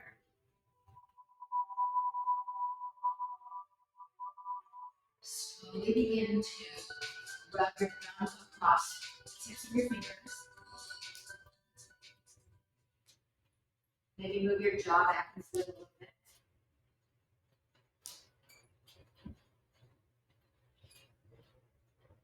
We're going to roll to one side. Just take it over to one side. Use your hands to gently press your way up and over. Just sit on this hip sit on your left hip for a moment. So if you have a bolster, everybody have a bolster? Yay. Oh, you can wrap it around it. That's almost two lines. So what we're going to do is take the bolster like this. What? I think pillows nice. We're not wrong with that. Yeah. Okay. And yeah, you could even put, that's not high enough bolster. Bowl. So we're going to start out like this. So left hip is right here by the bolster. And again, just like in yin yoga, we're going to move in slowly and just know that we're going to get deeper as we more merge, melt into the shape. So there are places that you might need a little extra support are your feet. So that's what might be handy for you. Like we have plenty, I still have sometimes that feels good, something under the knees. Okay, so check that stuff out. And then we're going to come over like this. I'm going to show you where we're going. So we come like this at first, and then it might be after we're there for a while, you'll come like this. Okay, so this is, I don't want to say pretty one of those at all, but that would be if you want to keep melting. So just starting like that, you look pretty, you look like you're ready. Yeah. Yeah. And I like to do this twist for lots of reasons. You're just going to feel a little bit like you're using your inner body to maybe go deeper. Instead of thinking about your outer body, your limbs and whatnot, kind of letting your inner body gauge that soft animal, your inner body, as Mary Oliver says, help you go into this twist. Your head might feel uncomfortable if you turn it over the opposite shoulder. You might try it and be like, no, that's too much. So, like in all forms of yoga, you can be a little bit curious, experiment. But what we're looking for is that really, really soft, melting feeling.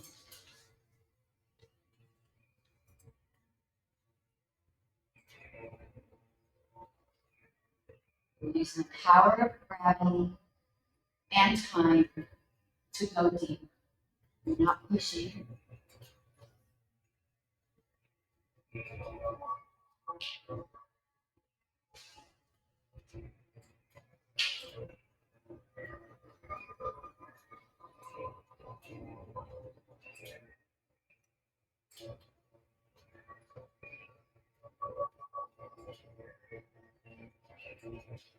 Your back body is broad in this pose.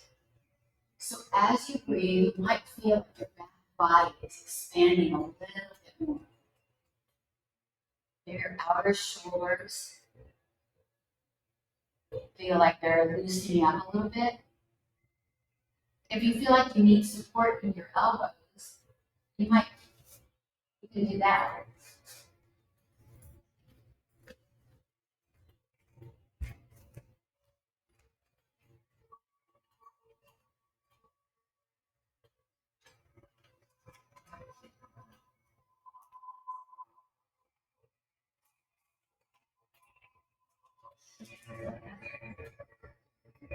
So yeah, adjust your elbows.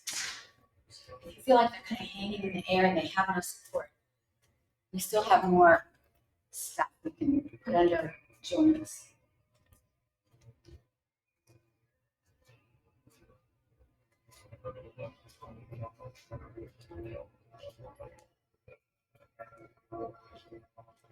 Moving into stillness.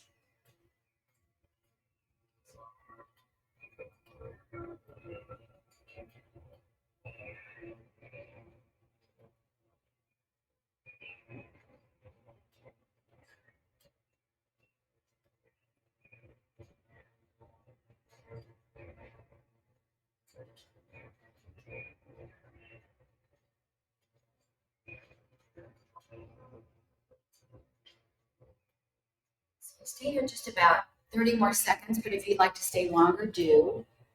Been here actually almost 4 minutes. Took a while to get close in. Assessing if it's time for you to press your way back up slowly. And let your head be heavy. Just be like we were in Yin, just kind of feeling like you're kind of unfurling instead of feeling like in kayak, if you lift your head up, you can't do Eskimo roll. If you lift your head up, then you're going to go back down. So you kind of always think, kind of like doing kayak roll, you're going to come up.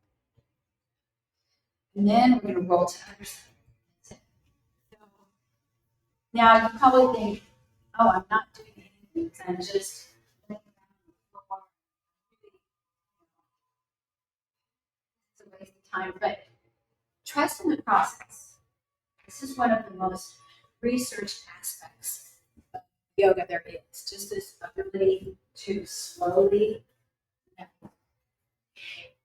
take your time.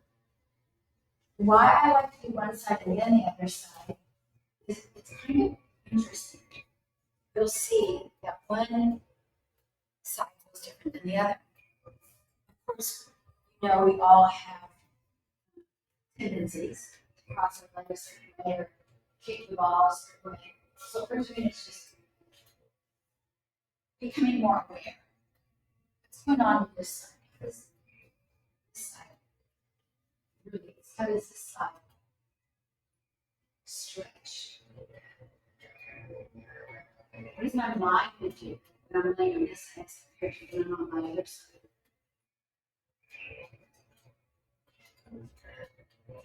At any point during this practice, that breath technique that I talked about at the beginning, where you attempt to stretch your exhalation a little bit longer than your inhale, you can add that. Again, remember, all these techniques are going to serve in the process of letting go. And go to the ground and tapping into your relaxation response. Roger Cole's done most of the work, but research on this, his MD that wrote about relaxation response, and he says that it's a natural, inborn tendency. It's part of our autonomic nervous system.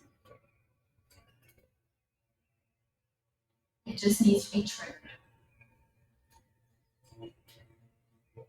And as you know, this is where healing takes place.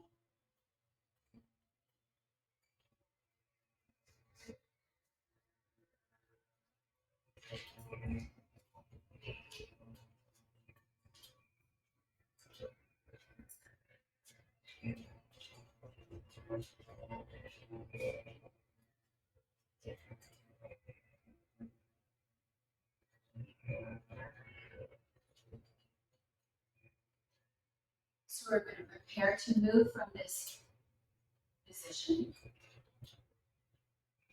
So honor, transition, remember to keep the practice. Even going deeper with these two, well, actually 3 poses that we already done. So just going to come up slowly. We're just going to come up and bring our legs out in front of us. So take your time. We'll eventually be coming up.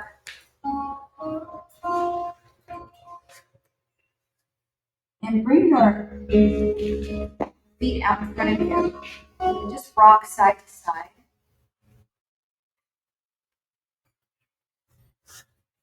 And this is kind of the hardest one to do without a holster, which you can, but I think everybody's gonna be fine. This is what we're gonna do. We're gonna go into pose into the Barre. I'm looking at Nicole because she knows this pose. So you put your up to the box. So this is gonna be like this. And we can stack it up if we got time. Yeah. I almost brought myself. We're running out of time. You guys, okay? But we can do it. So we're going to be like this, something like this, just a little round on your back, and then we're going to put our feet together. Our knees are going to be out, and then we can use this like. Yeah, I can do. Where you roll it? Yeah, yeah. You can do that. There's other ways you can do it. You can put it on your knee. But the idea is what your body does when it stretches. When you first go into a deep stretch, you go, oh, you better protect yourself. Yeah. I forgot to talk.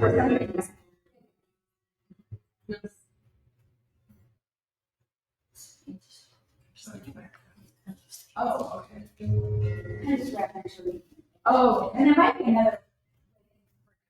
The idea is you're supporting your knees so that they don't just flop out to the side. Yeah, I think that would be great. Yeah, just kind of keep it around. Yeah.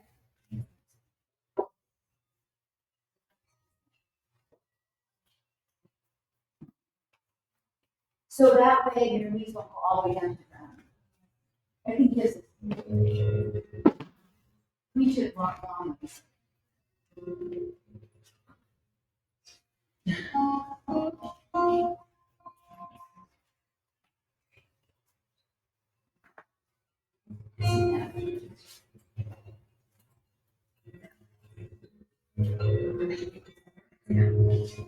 Too soft. Now I'm going to get some here. Yes, yes.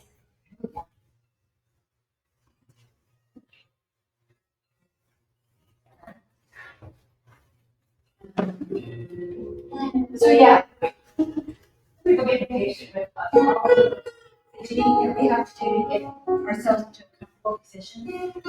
Okay. Another thing here. Again, if your elbows are high off the ground, you might want to put underneath your elbows. Okay, so I'm taking this blanket and putting it under Saroja's elbows. Kind of like your, basically, you know why we call this instant bowing? It's like you're in one of those big, floating chairs that you just kind of, yeah, elbows just I'm going to come around and adjust. You guys, or you guys see that I might be able to do something that makes you feel better. And if you feel uncomfortable, just say something to me. It might be.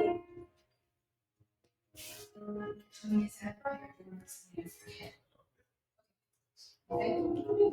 Once again. oh, this. I'm sure. Yeah. Well, yeah, that's a bit on Saroja, but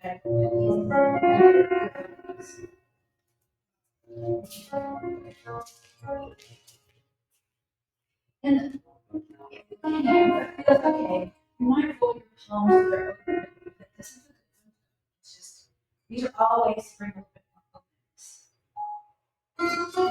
If you're working at anything right now, try to undo. Try to do something that's less effort.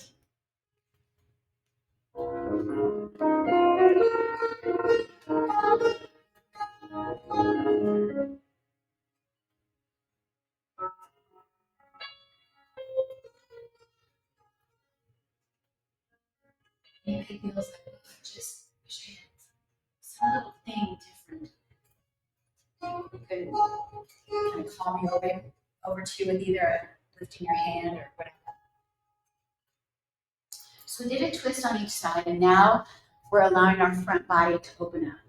The twist actually allows the back body to open up a little bit as we straighten our spine a little closer.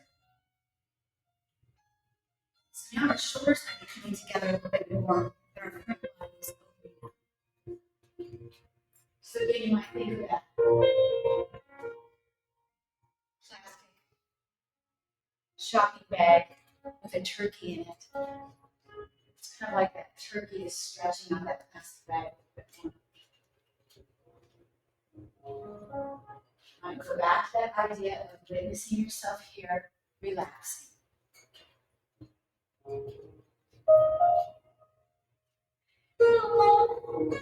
And so this time of the year, we just had the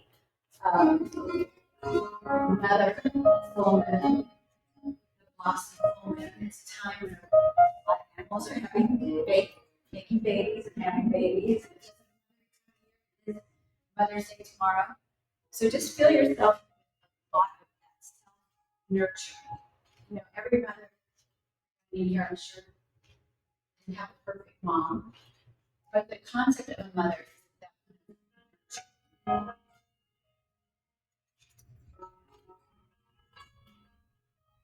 it's letting Mother Earth nurture you, holding you in her arms. So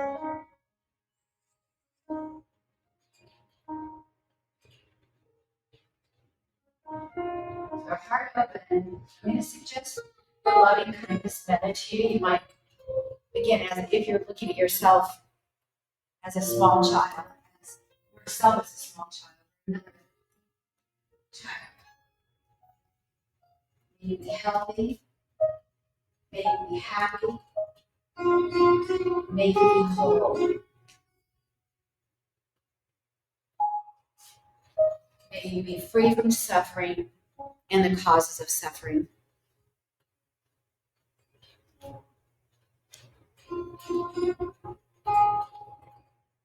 And seep into yourselves.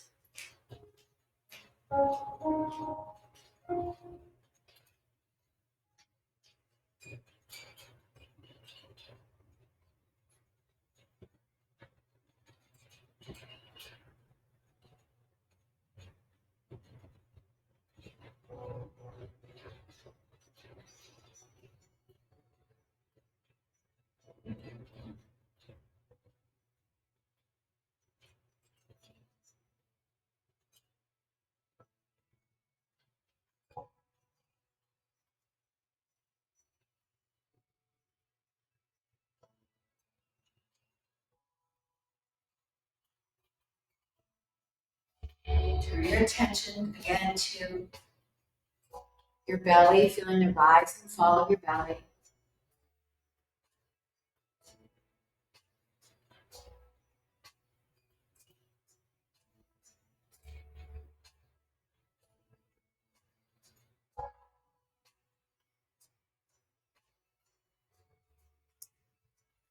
Just knowing that we're going to be moving to our next shape. You might begin to move your fingers across your thumb or roll to one side.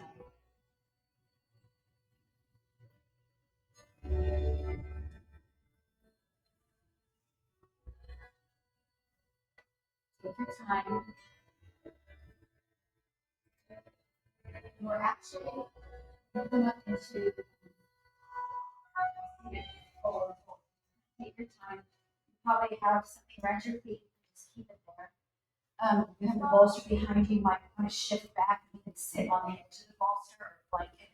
We're going to come on down with our hands towards our ankles. And then again, let your back begin to round. Now, you might want to take the bolster that's behind your back and put it under your head, from your heels to your head.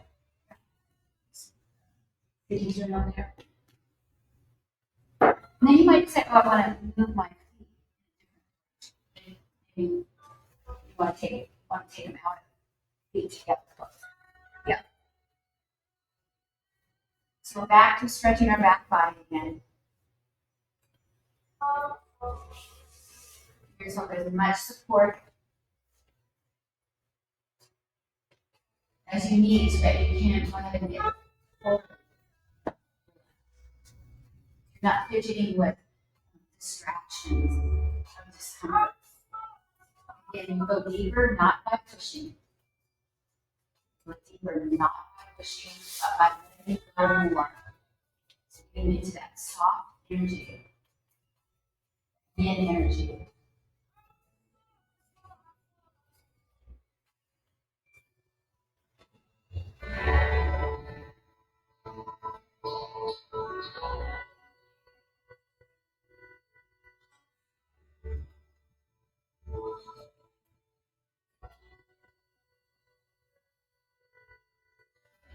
As you're here for a bit, you might feel like it would be nice to stretch the legs out.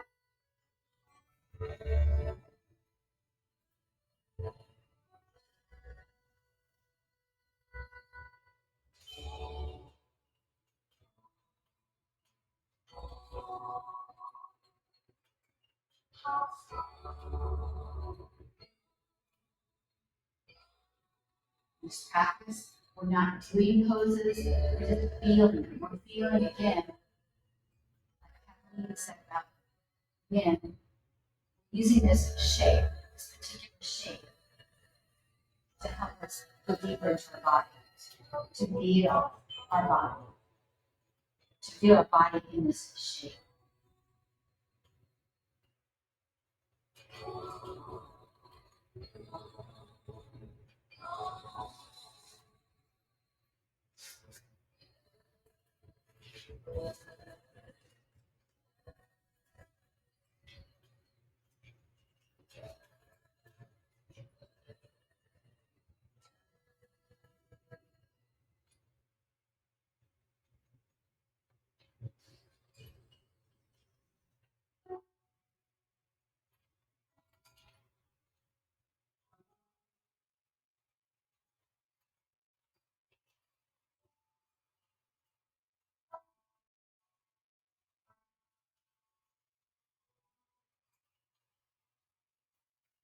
When you're ready, we're going to start moving again. Remember, if there's any place that you'd like to stay longer, feel free. I'm keeping you here these last few 30 minutes, which is actually pretty long. But if it feels great, maybe having that yin class right before this got you all warmed up. We're going to crawl on forward and roll over our feet into table. So no rush, but when you're ready, come on over. Just come back into your table pose for a moment. Then from here, we're going to sag our middle upper back down towards the floor. And then press back up to kind of feel the front and back of your body. And then press back into a version of extended child for a moment.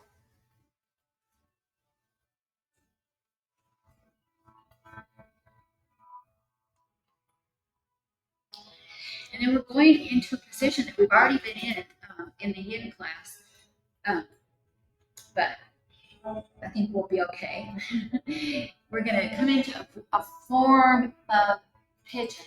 It's called swan, but It's gonna be like a really lazy swan. We're gonna take our left knee forward, roll over to your left hip. Okay, so no effort to pull your left heel closer up to the front edge of the mat. Now you've got all your props. You can put one like this. So it's a little bit deeper version of when we have the bolster underneath us, but if you want to go back to that, do that. Okay. So just feeling your way into the swan pitch.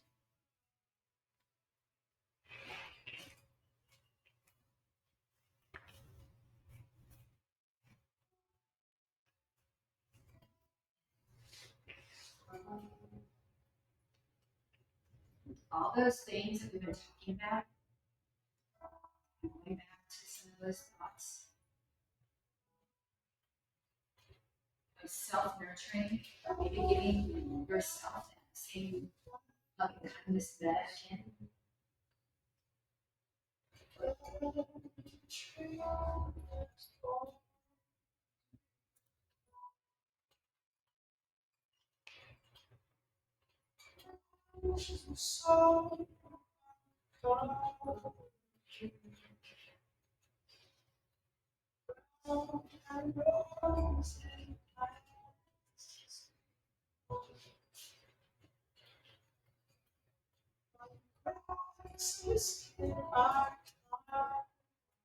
Back body exposed and broadening. Back of the neck.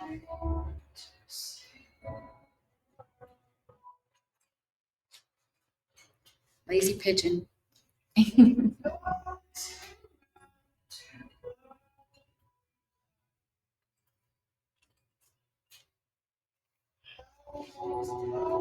Slowly move from this side. You're ready to come into in between place. Again, I'm just showing you different props you could use. Something under your knee. So the knee that was bent is still bent. Take the other leg out. Good night. Night, night. Good. Over left shoulder. Begin now into the shape like this. You may stay here, or you may slide your hand out. If you feel like taking this other arm up too, but it's not like we're trying to do it. Don't do it so much as we're just trying to get into our side body here. Sometimes it feels really good to drop your ears towards your shoulder. Kind of turn side to side.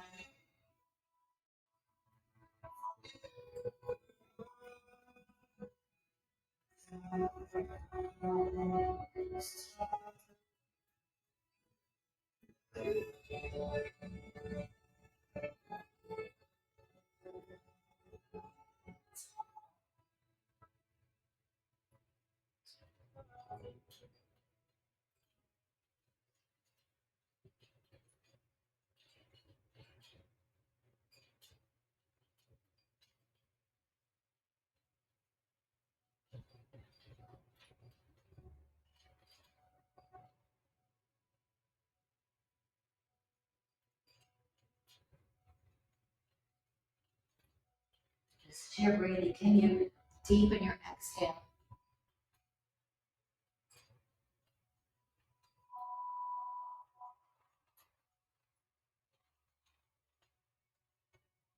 Slowly come up and out. Just come back to center when you feel ready. Bring both knees in. Just squeeze into your neck for a moment. And then cross your ankles and come back into table again. And use this shape if there's something else that you'd like to add. Maybe you want to come back into extended child, or maybe under that shoulder shrug thing again. Now we're just going to go to the right side, bring the right knee forward. Melt. Put your right hip melt to the ground. And just come on down.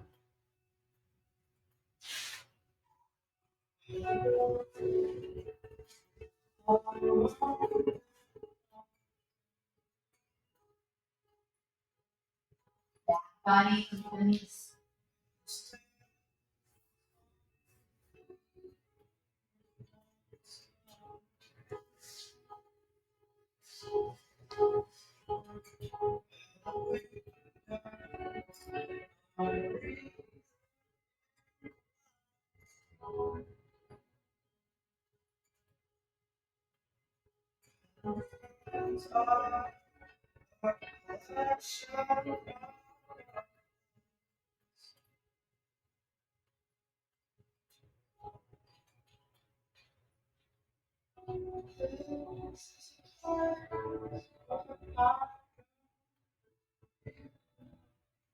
as we become more still, as our mind becomes cooler and less congested, you might begin to see some things you don't usually see.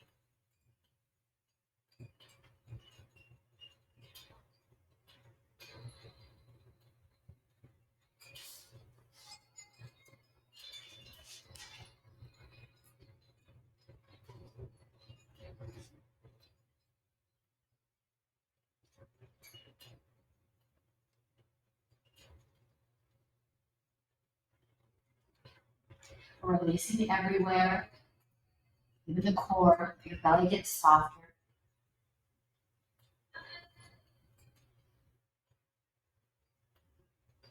You might try extending your exhalation a little bit longer. Exhalation eliciting the relaxation response as well as tapping into your own parasympathetic response. That stage of breathing where your body has time to heal, to digest.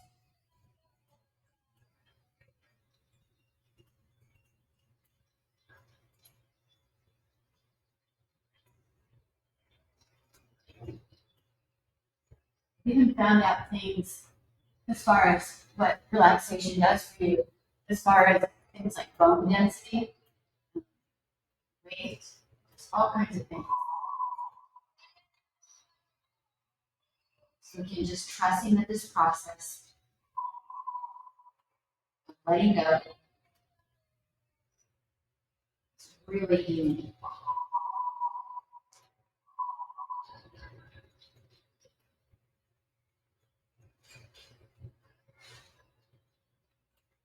So we're back to the African village where we began.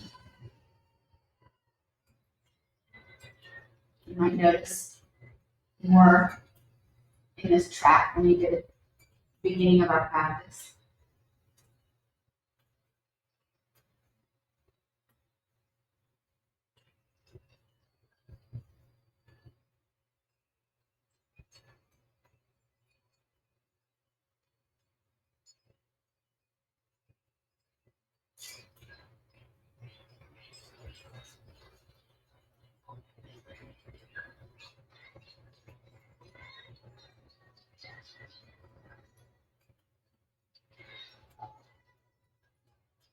You ready when you go into that position that follows this, taking your left leg out and over your right shoulder.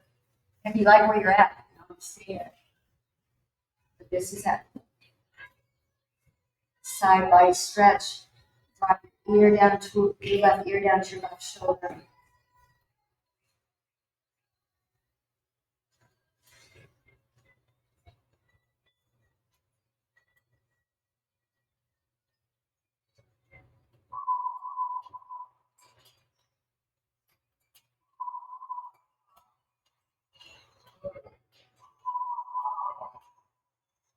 Listening, and at the same time, notice your breath. Your breath.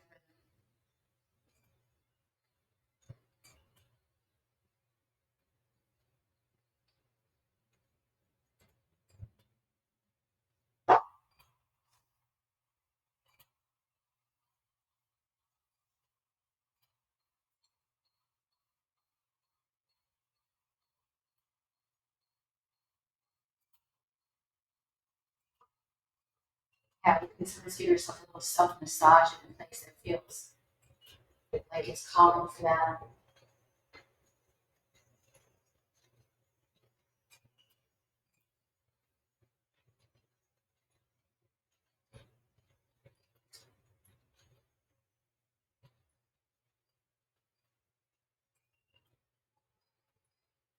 You're ready, I'm going to come up slowly out of this. Take your time, slow, slow, slow.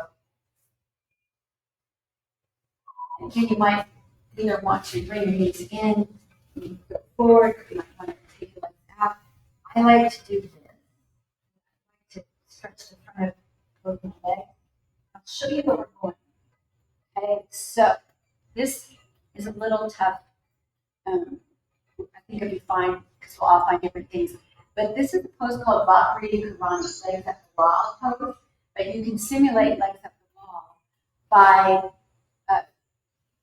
Stonehenge. Again, I'm going like this because she does Stonehenge. That's one way. Another way is to put your legs up the wall. So you might even want to move. You could do it if your feet are long enough to hit the bar there. You might wrap your feet around something. But legs up the wall, and it's really nice if you have something like a blanket or a little block underneath your pelvic girdle. So you just kind of come up like this. And like this. And you have something underneath your sacrum. You look kind of like this, which actually feels a little bit better. So remember, it's okay to move. Not a bad thing. You're just trying to stay in that state that you were in earlier. Or just come to the next level. Pretty nice.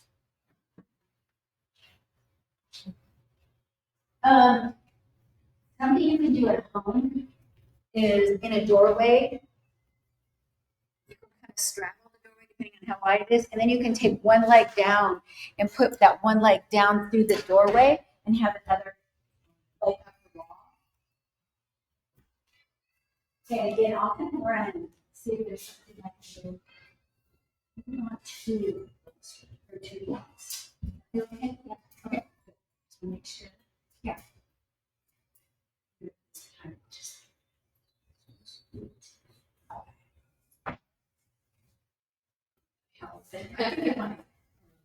And you could try putting that here. That looks yeah, that looks good. Yeah, the block situation underneath your hips, you just want to make sure. You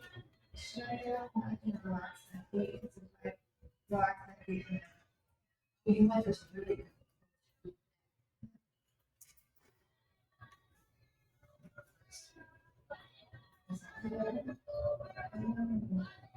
just leave it.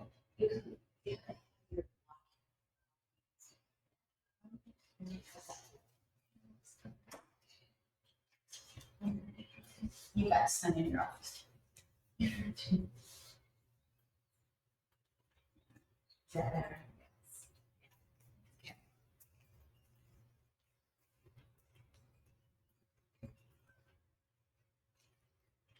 Okay, so this is our last pose. Try doing that same breathing. You can try to stretch your exhale a little bit longer and see if you can just use that as a signal for your whole body to relax a little bit more. Again, we're tapping into our own body's healing processes. There's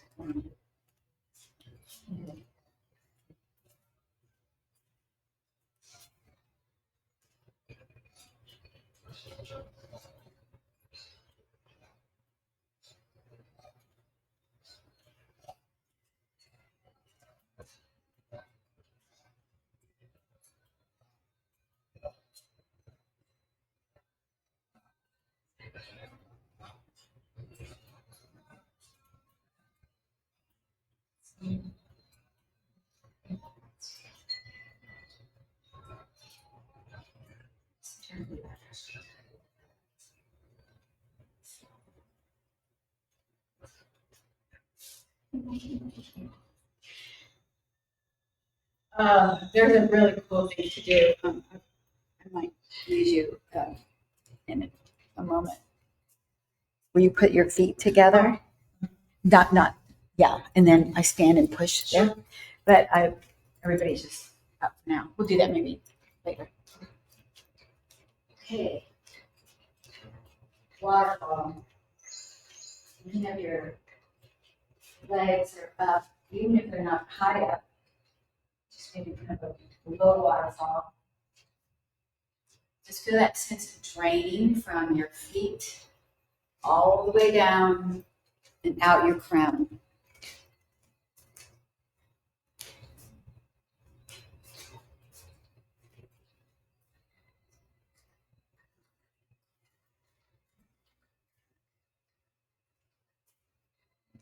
Anybody would like to lengthen under their head?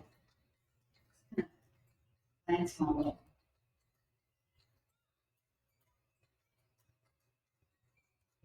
Sometimes as you let go more, the floor gets a little heavier, a little harder. You aren't supporting yourself. You know, you might want something softer in your head.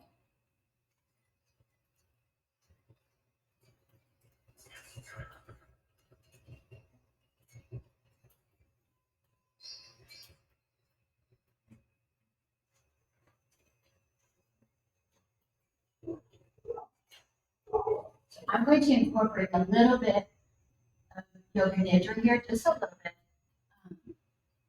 If you're happy where you're at, you can stay there. I'd actually like to go back to that beginning pose. That pose where you had something under your knees, maybe something under your chest. We're just going to do just about 5 minutes.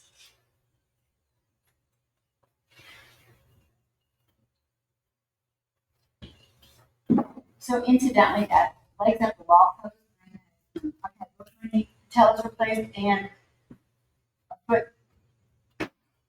tap on it all over me, my lower body. Anyway, the nurses, as I mentioned in the first class, had me doing legs up the wall and doing this kind of steps. And you know, so I did it really well. If you have something like that going on with your legs, don't put your legs up the wall. A lot of people will just put them on, like in their bed, the ball on their bed. You can, like I mentioned, put your legs on the wall, and I like to take one leg down in the middle, so one leg's up on the wall, and the legs down. There's lots of things you can do. So we're going to get into a comfortable position for you in just a few minutes to do this yoga nidra. A brief version of, you know, a long 20-minute one. And the point of the yoga nidra is to drop into your subconscious a little bit more. Okay. The idea is as you drift into relaxation, your mind can become more still. Kathleen mentioned the pool of water, imagining a pool of water. You can drop down into the deeper depths of that pool where things are more still.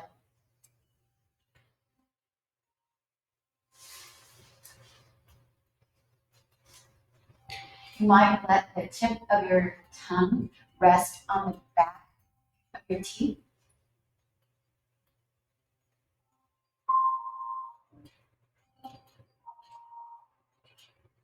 Be aware of your low belly rising and falling with your breath. And again, every time you exhale, you might try to stretch it out a little bit and just remind yourself to let go a little bit more.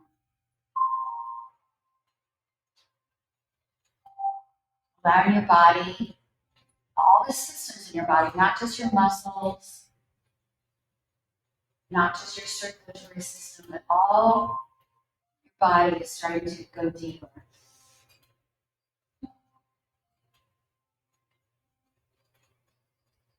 Now we're going to do just rotation of consciousness. So I'm going to say different parts of your body. You just bring your attention there. Become aware of your forehead. Relax and release your forehead. Your eyes. Your cheeks. Your mouth. Relax your neck. Your shoulders. and all the way down through your arms, down to your fingertips. Fingers are relaxed, soft and loose. Relax your back. Soften and release all the muscles of your back.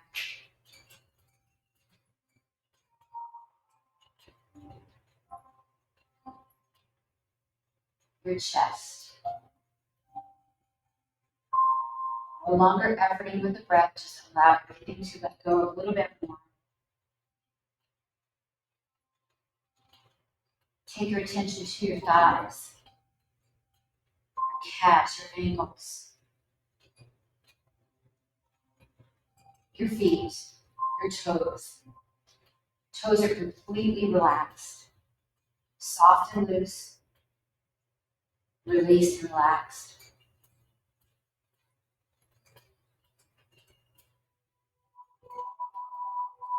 Your breathing is slow, your mind calm and clear.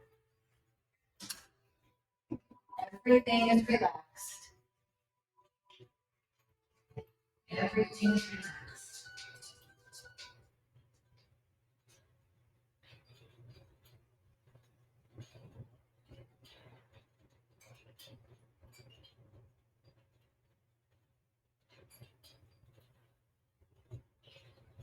The whole body is relaxed.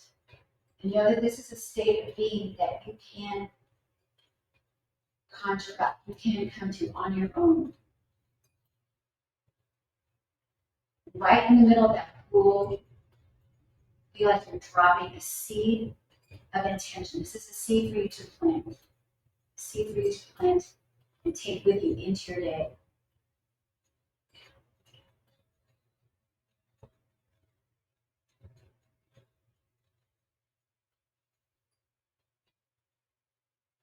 Like that pool of water still, you might feel that traveling outward slowly, like ripples in the water.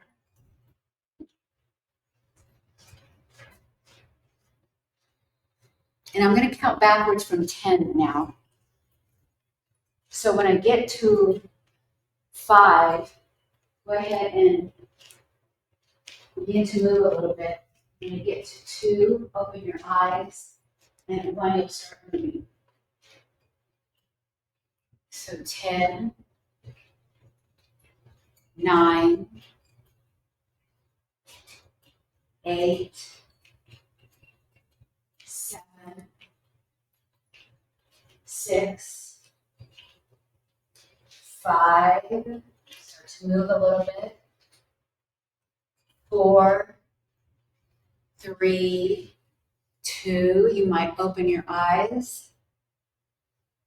1, begin to move and come back up into your comfortable seated position.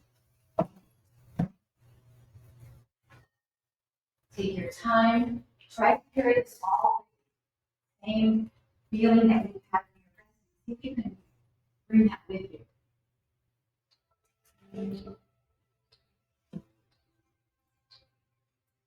Reach all the way up. Bring our palms together. May my heart remain open. May I awaken to the light of my own true nature and recognize the teacher within. May I be healed. And may I be a source of healing for all beings. Shanti, Shanti, Shanti. Namaste. Thank you, yogis. We have a couple minutes where Kimberly's going to come in and bring all her stuff. We got as usual, we end up always being a couple minutes later than we intended to be.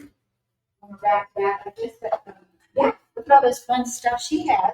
So if you're staying, just kind of sit there, or if you have questions, or I said something about you could bring snacks if you want, but you're going to be getting some snacks. So, hi, how are you?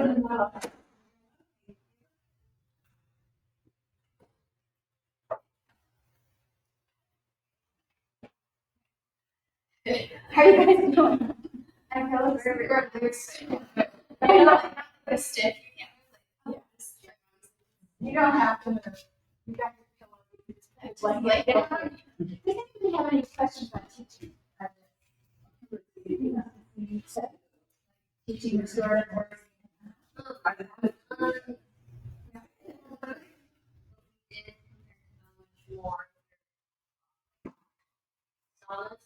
Yeah.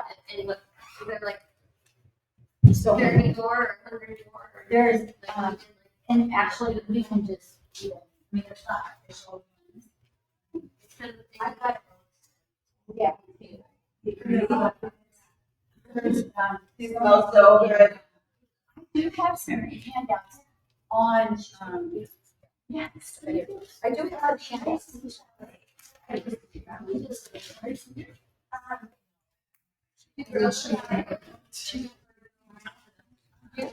Yeah.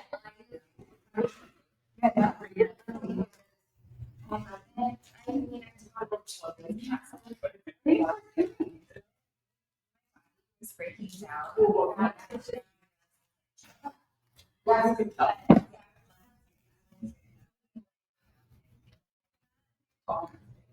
But yeah, I love Nice and neat that way. Yeah. Okay. Oh, yeah. Yeah.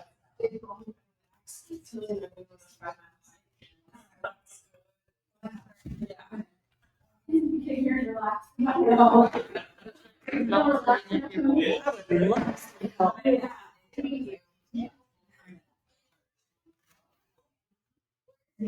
How you feeling?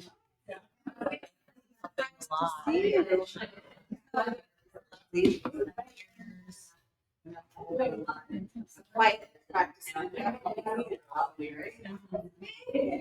I still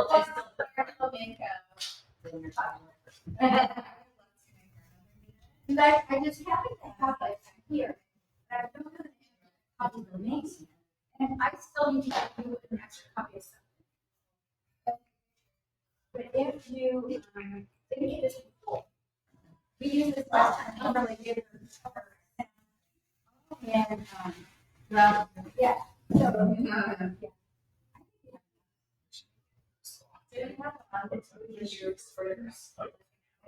Yeah. You do it. I can do it. Here you go. Lauren? Yeah.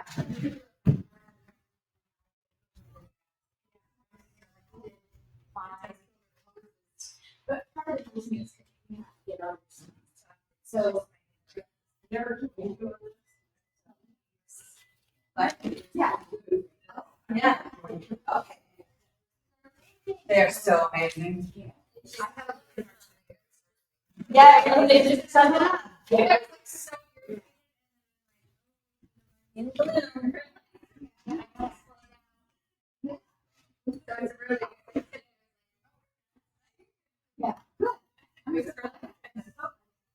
Look. Okay, yeah, just, okay. Oh.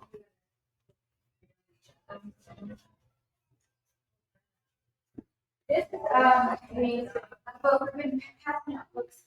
This is a book on Debbi Restorative. And I did just a little tiny, what is that?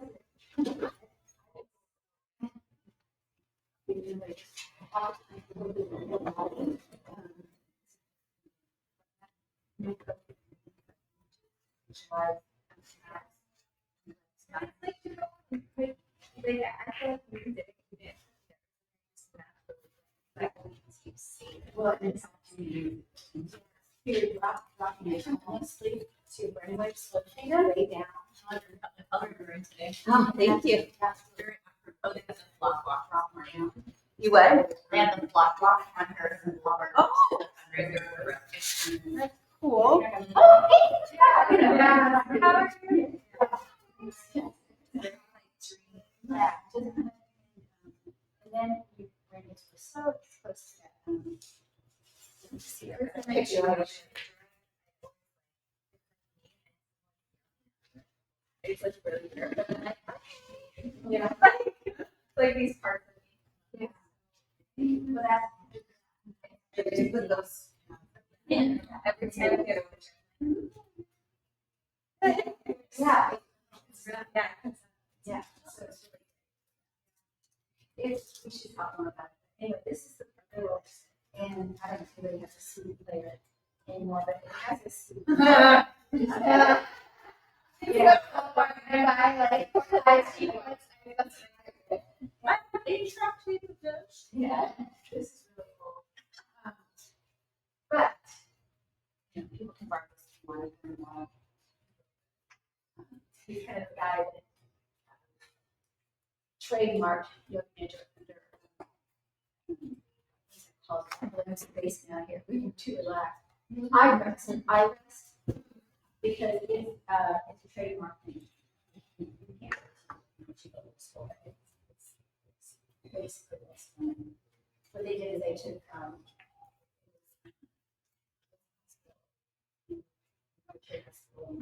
at least science famous hospital. They did all the studies. Yeah, that's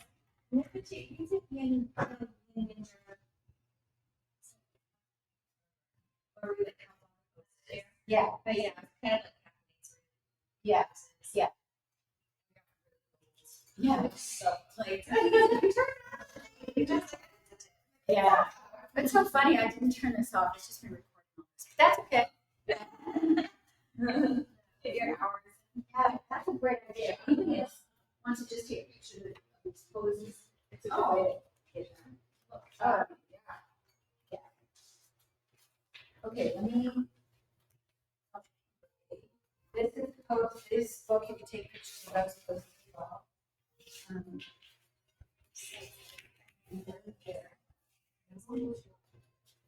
Kimberly, I know you from online, but I don't know you. Like I've never met you in person, but like you're one of my favorites. Oh, yeah. Your name? Mary. Hi, Mary. Nice to meet you. I love your class. Oh, thank you. Yay! I was going to be like, Yay. I know. Yeah. Yeah. Yeah. Well, it's always the great pleasure to be able to be with you. Like when I'm online, oh my gosh, for all time and eternity. Sometimes I think maybe we should release some of those to me.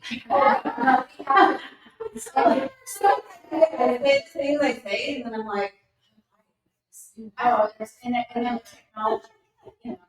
My kids love yours. Here's your dogs. Here's it. They're like trying to. Kelly got you want a gold star. oh, A gold star with, you know, little ding at home. Charts for kids. Yeah.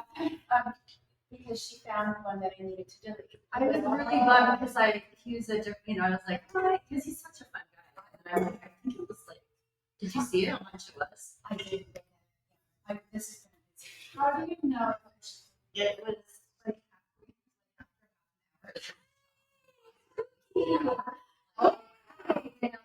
So cute. Hi. She's my former friend. She has two. three kids. two kids. Two kids. Added another one on there for her. Sorry.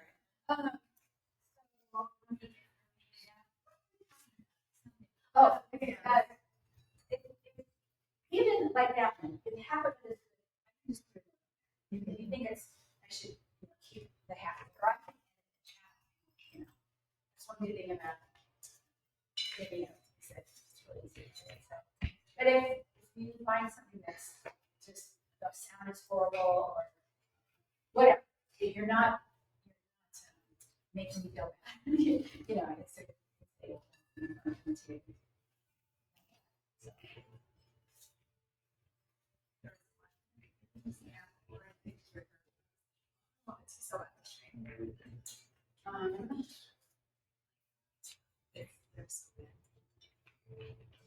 do you need this here? No, I don't need it. How's the temperature now? Are you guys fine or is it getting too hot?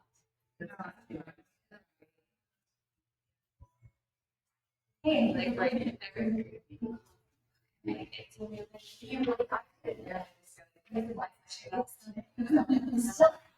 Well, I just used it. We're using my phone for all this, so I'll see what's wrong. I don't know. That's not great. So, restorative, is that what you just finished? Yeah. And how y'all doing? Thank you for being here. It's a nice day outside. I mean, thank you. It's a big deal. But now you get to, when you leave, you'll be even more relaxed. Yeah. Do you want an eye pillow, honey? What's that? Do you want an eye pillow? Sure, I'm not. Oh, you're not leaving. But Mary, my competitors too. Yeah. Oh. This is funny. Maybe I'll be in time. So. My friend never knows the story. It's kind of rough year this year. She's always like, you think we time? You know? Dude, she's 8 years old. She's like, Oh my goodness, at the end I was, what's the spark? They're so cute. let's see. What else can I see? Yes. Yeah. Like all came to the start. It's weird work. That's Oh, no. Okay, everybody's good? Yeah.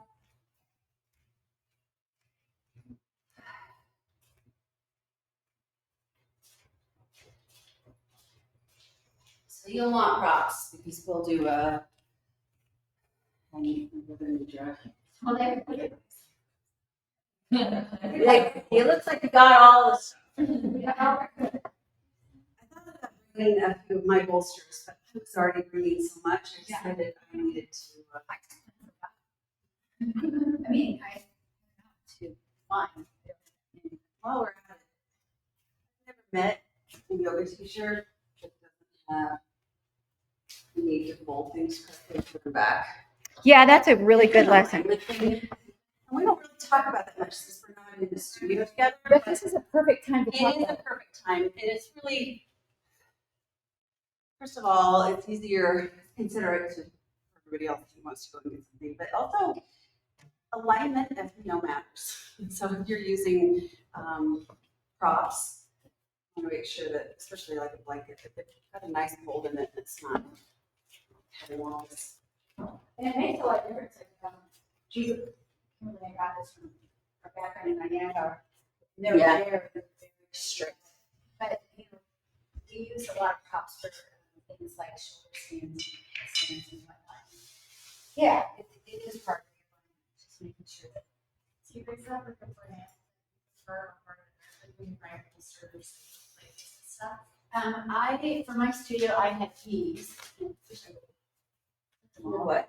I have these, but then I also have wool blankets. Wool blankets tend to be a little bit denser, so they're, more, I'm using it for. It's the stiff. Yeah. It really is not so squishy, especially like a shoulder stand. Yeah. It's- Yeah. You don't want like a down like. But these are, they're good for lots of reasons. And plus they're kind of cute, you know. It's like, Yes. And same with blocks. Sometimes it's fun having these little thin squishy ones. And sometimes you just need to. Yeah. And North, they only have the big wooden ones, so and they're great for things, but between your legs and squeezing is kind of. Oh, I should tell you guys this. If you're a teacher, which I guess means if you're a yoga teacher, you get free classes. I do. Yeah, true. I know. It's down on 10th Street, the street keep on that right, pretty much. Yeah. You know, it's in the north end. We just say we're Debbi. Well, you just say, I'm a teacher. Oh, Yeah. Yeah. They have all kinds of operator and too. If you're a teacher at a certain school, you get free lessons here. Just not here.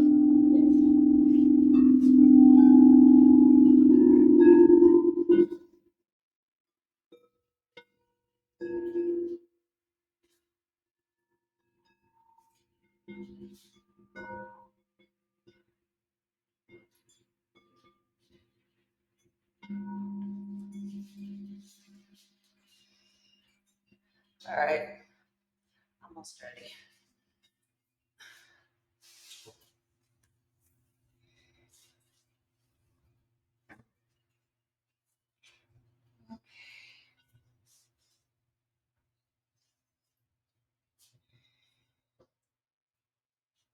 I always get worried. Prep. Oh, yeah, I got this already. And I'll go back and read the description of what my class is supposed to be about. Even close. I'm like, where did he come up with this? And they all cover just have assignments, and you're writing about something else, and you're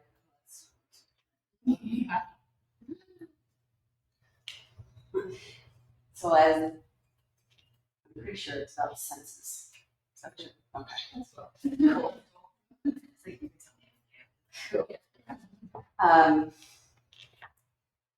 So obviously there's going to be some sound, and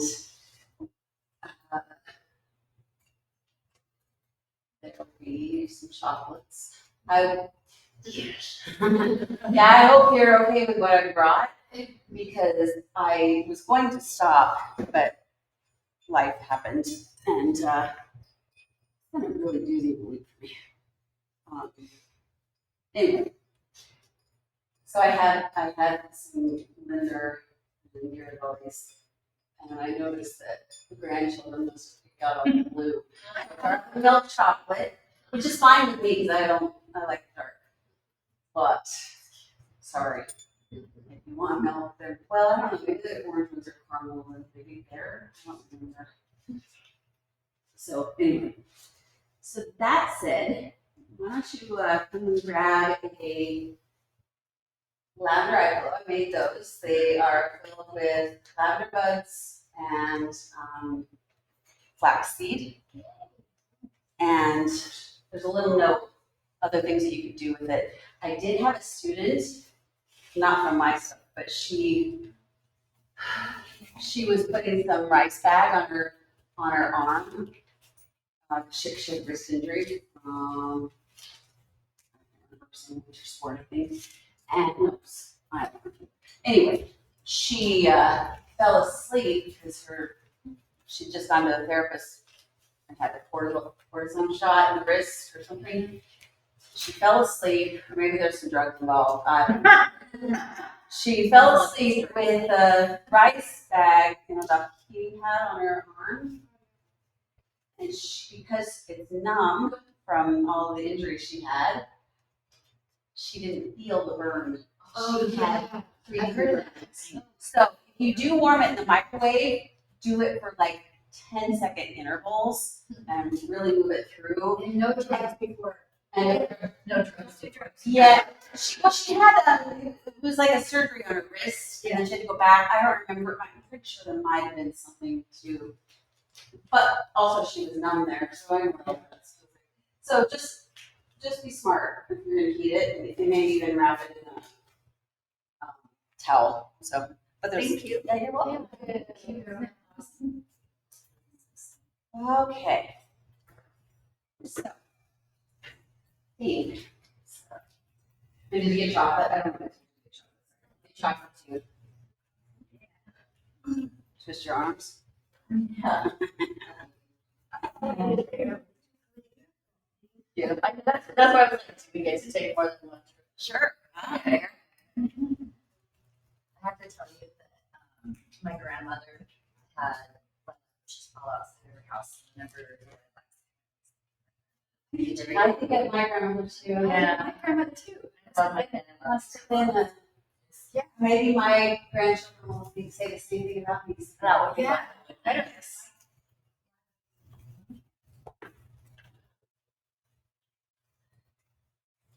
know.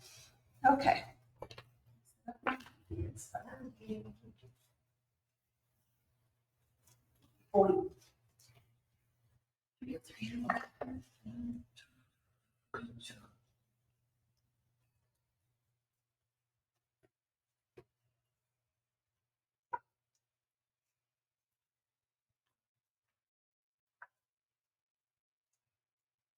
I brought,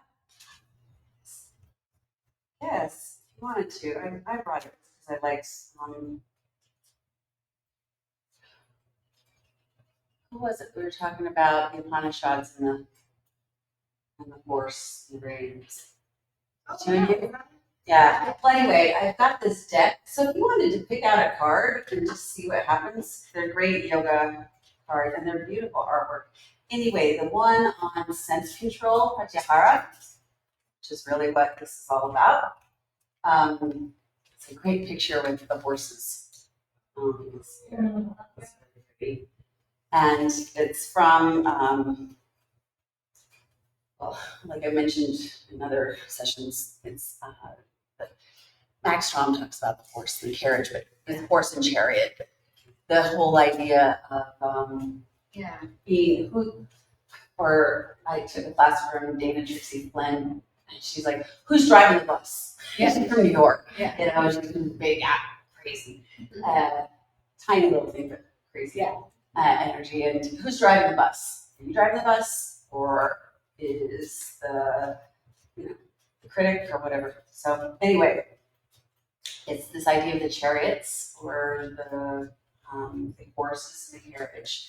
And on this card it says, take the reins of your senses, reclaim your energy and tune into the subtle currents of your body and mind.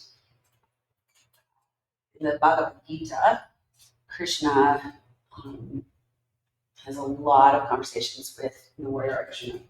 And this also comes up, and he talks about the four pillars, the aims of yoga, and the first one being discernment. So it really comes into play with the senses. I thought about wearing like white. It's quiet practices, but no. But this idea of the colors. There's an onslaught, right? We take in so much information, whether it's visual or auditory or so many different ways. And so this idea of who's in control, is it senses that are in control? Maybe there's a craving that's in control, or are we in control? And that's that idea of gathering the senses in.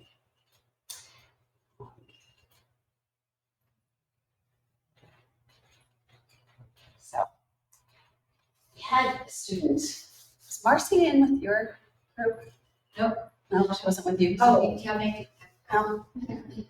We had a student. She's great. She's Marcy Chet.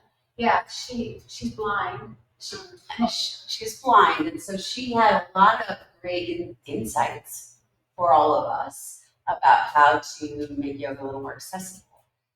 And it wasn't, and she was brilliant. She has a guide dog, and she's it's amazing. If one of your senses is taken away, how the other ones are heightened because you rely on them a little bit more. Anybody ever experienced that? So that idea of wanting to sharpen your senses, see a little more clearly, a little further, hear a little more to understand and comprehend, smell little stronger. I haven't had a sense of smell. Didn't have a sense of smell for a long time because I have awful sinuses. I've had 2 sinus surgeries, and this amazing drug that I had to inject every 2 weeks. But I smell now, and I've never been able to do that. And they are linking smell with the cognitive part of the brain that's associated with memory loss. You know what, that's interesting. My mom, which she ended up dying of Parkinson's, but she could never smell. I mean, for a long time. Yeah. Yeah, so you have to. I didn't bring any research on that, but there is a, which makes sense. Have you ever had smell the lilacs? Think of your grandmother, or there's smells that can take you back, right? Oh, yeah. Like super quick, kind of like music can. I just watched the Nike Air movie stream last night, and they had, and I'm an 80s kid, they had really bad white man 80s music. My husband was like, why are they doing this for Michael Jordan? I was like, it's not about Michael Jordan. It's about the white guys that got Michael Jordan. Some of it was okay, but some was like, why did you choose that song?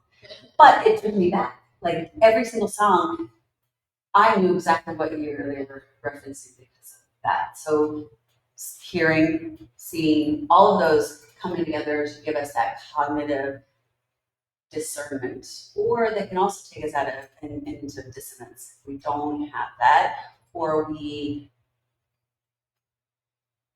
it might be skewed a little bit. So this idea of sharpening the senses comes by practicing in the limbs of yoga, it's the pratyahara, which is talk about as the withdrawal of the senses. But really it's about drawing them in and knowing where they are, and then be able to discern where to go.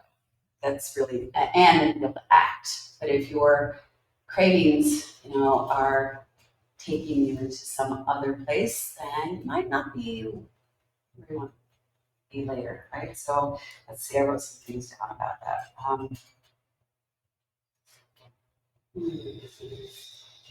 When the senses are shaked, when they're tired, they're not able to perceive or experience the joy of the moment, and we can numb ourselves. So maybe you've heard that cooks don't really like to eat their own food. You ever heard that? Or you play a song over and over and over again, and sometimes it'll lose, not always, but sometimes it'll lose that magic, right? Or you eat something so much that you just don't want it anymore, but it used to be your favorite thing. Have you ever done that? Okay. So that's the idea when we get a little bit out of balance, we can't really savor and perceive and sense the joy, whatever that sense is providing us. Or maybe, your daily drive, or commute, or whatever it is, and all of a sudden you're on the freeway and you're working your way through traffic and you're lost in your thoughts. There's something on the radio or podcast you're listening to, and then you're there. But you couldn't really tell if there was what was going on around you, right? Because you can get lost in those thoughts. So this idea of really being present with what is, that's part of this idea of pratyahara. Often we allow our senses to become dulled with constant distractions that are always present in our life. Our eyes get tired, right? Now we have the blue blocking lenses because we're constantly looking at our screens.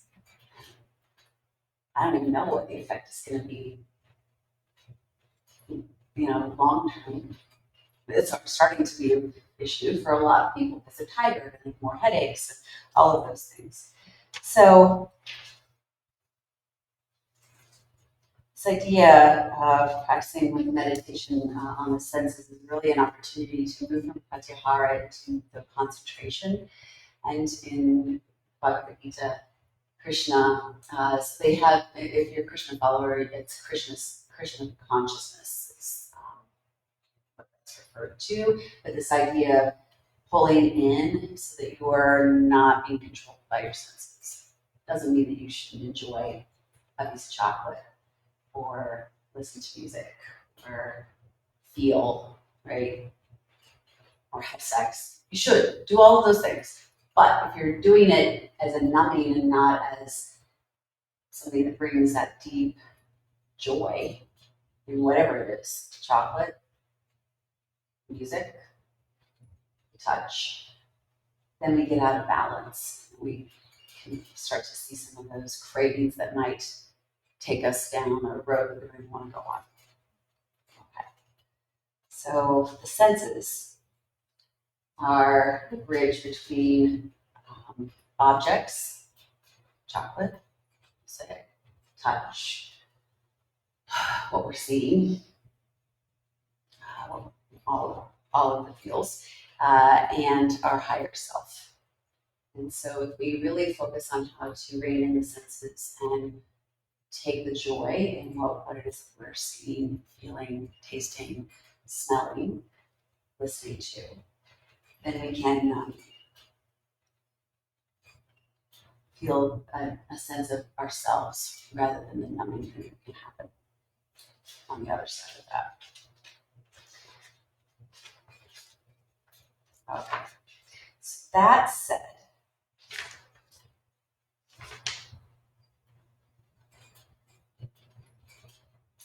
here, I'm just reading about this. Craving for any of the experiences, whether it's through sight, whatever it is that you're seeing, or believing, right, through your sight, biggest distraction, which is, I think, why the gaze, the soft dristy that we all are encouraged to take, practicing, is so that we move inward rather than looking outward. It can get really distracting. Right? You've been in a full yoga class and all of a sudden you're like, wait, my pose just look like their pose. No, just me. So anyway, it's the biggest distraction. It can pull us away really quickly. And hearing, we switch on the radio, and every 5 minutes, my husband is famous for that. Not just the radio, but the TV. He hates commercials. Irish commercials. We gotta pay for this somehow. But he'll turn it, and it's super distracting because you can get pulled all over the place. Or not taking the time to really listen. Right? We listen to respond rather than listen to understand in conversations with each other. We want to just really jump in and give our diatribe or our argument, and sometimes we miss a lot of the nuanced conversations. Smells. Sure, there's something plus maybe it's walking through a bakery and it smells overcome you and just go a little crazy instead of just savoring one thing. Taste or the sense of touch, as I mentioned, can also bring on these cravings. So any craving for those experiences can stop us from being present. And then when the mind withdraws from the senses, we're able to move a little deeper from that pratyahara to the concentration and deeper meditations. So that said,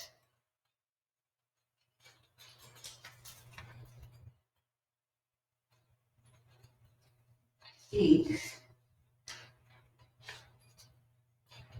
think I set these up the way I want them for my end of my class, but for not for now. So, yeah. I just think it's really interesting. Lately, I've been listening to some classes on Yoga Alliance, and then last fall, I talked to Debbi about reading Vanderbilt's Body Keep Score. Oh, And that's it's such a great interesting on book. the opposite end. So I've been doing this a little bit with my kids Mhm. about trauma-informed yoga instruction and how instead of visualization, they encourage this identification of the different senses, like looking around the room instead of a visualization in your mind because they talk about how people disassociate if they have trauma from their own bodies. Right. It's really super interesting to me, even from a trauma perspective. Oh, I love that. Yeah, I love that. Yeah. Yeah, everything you were saying was reminding me of trauma and like all the work that I've personally done, and even the smell and the things that we do to in order to survive. And so it really you do become disassociated and disengaged with your body. So it's been pointed out literally. Well, in the meditation, and this was from one of the classes that I watched, they said, as we come into a resting position, let your eyes gaze around the room. Notice 5 different things that you see. Oh, that's one of the things I'm going to start. No, I love that you're doing this. And then they talked about, like, I did my classroom, so I'm over, so we talked about identifying. I said, we're not going to do taste today, because it's only look anything in the room. They laughed. But we talked about all the senses, and the person that had given the instruction talked about helping people be able to go inside their own body and to have those sense experiences without having it hopefully triggered for them in a safe space. So I just thought it was interesting that this was coming back around. Because Yeah, that's kind of, it's a resource, right? A grounding resource for trauma where if you are feeling overwhelmed, or in that place of pulling back from present, that, yes, look around, name 5 things you can see. Look around, name 4 things you can hear. Is that the right order? I've got it. yeah, and there's, I didn't do all of them. I did the senses on your skin, feeling it, the air. Yeah, all of those. Yeah. So it's the 5, 4, 3, 2, 1. Yeah. But with Yeah. five things you can see, 4 things. I'll go there now since we're talking about it. No. I'm happy that you did. That's not ever apologize. It's great. That means that, it's right on time. And the kid, Karen Hammer, she wrote the script for children's education for kids, and that's what she has been doing. Yeah. Good technique. Yeah. So 5 things you can see. So your soft gaze, look around wherever your space is.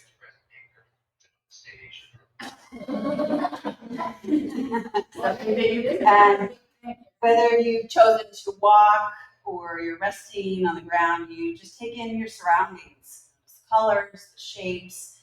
So do that right now while I'm talking. All things that your sense of sight can absorb right now. In your mind, can you name 5 things that you see? Color, the items, the person walking down the street, pictures. When you've identified 5 things with your sense of sight, you can choose whether to continue the rest of the meditation. So this is part of meditation as well, or to continue, or to just sit with. You can continue with your eyes closed, or you can just sit with a soft gaze. Okay. The 4 is to listen to the sounds you can hear. Activate your ears. Listen carefully to the sounds you can hear, both near and far, that are in your field of awareness. Keep a strong singular focus on sound and try to identify 4 different sounds you can hear right now. Hear sharp sounds or dull. Can you hear yourself breathing? Perhaps a car driving far away, distance. What sound do you hear in the room that you're in? Do you hear music from outside source? Some for children is, can you hear a small animal making rustling sounds?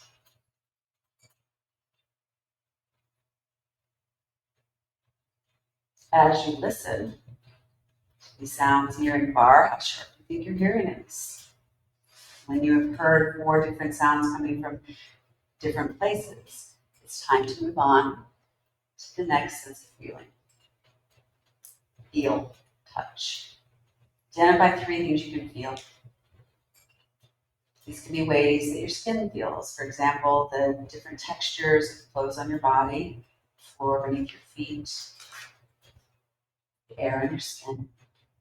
Sense of feeling could also come from inside, your inner feelings. For example, do you feel happy or have a sense of compassion? Do you have feelings of anxiety? Or are you content with sitting here in stillness? Are you fidgety? Try to name 3 different feelings that are happening to you right now. When you have found 3, it's time to use your sense of smell. Now use your nose to identify 2 distinct smells.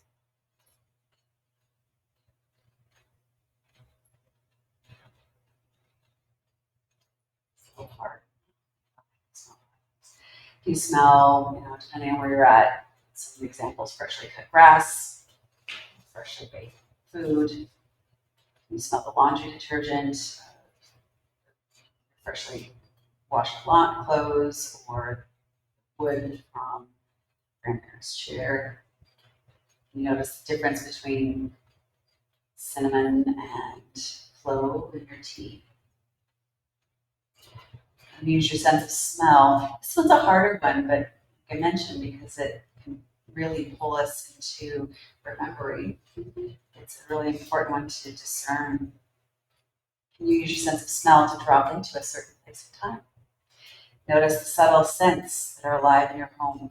It might be pleasant, such as perfume, the partner, or dried roses on the table. Or it might smell a little bit more neutral, such as the smell of your warm skin after sitting in the sun. Or sweaty. Really notice the details. And next one, taste. Identify one thing you can taste. 5th and final sense is that of taste. Tune in now and notice how your tongue rests on the roof of your mouth. Perhaps in your mouth is the taste of the lunch you enjoyed, or maybe you feel your mouth watering as you catch yourself dreaming about what you're going to eat next. Try to notice the taste buds on your tongue and what they're still holding on to. What taste lingers in your mouth? Or if you haven't eaten for a while, maybe ask yourself, how does your breath taste? When you've identified the taste that is currently in your mouth, name it, and then release the focus. Now successfully tuned your body and mind into a place of mindfulness and awareness. By noticing the senses in your body, you've heightened your presence in this very moment. I can Debbi send that to you, like, after that.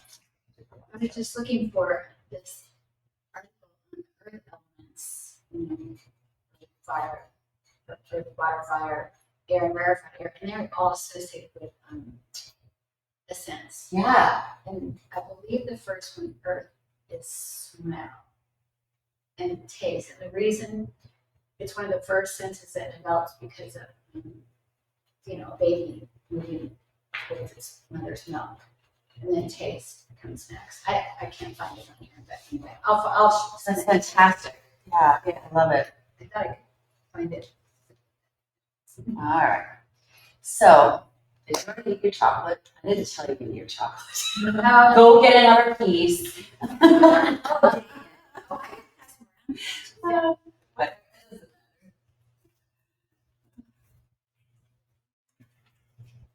I actually found, when I was looking for some different ideas, anybody else need chocolate? I found a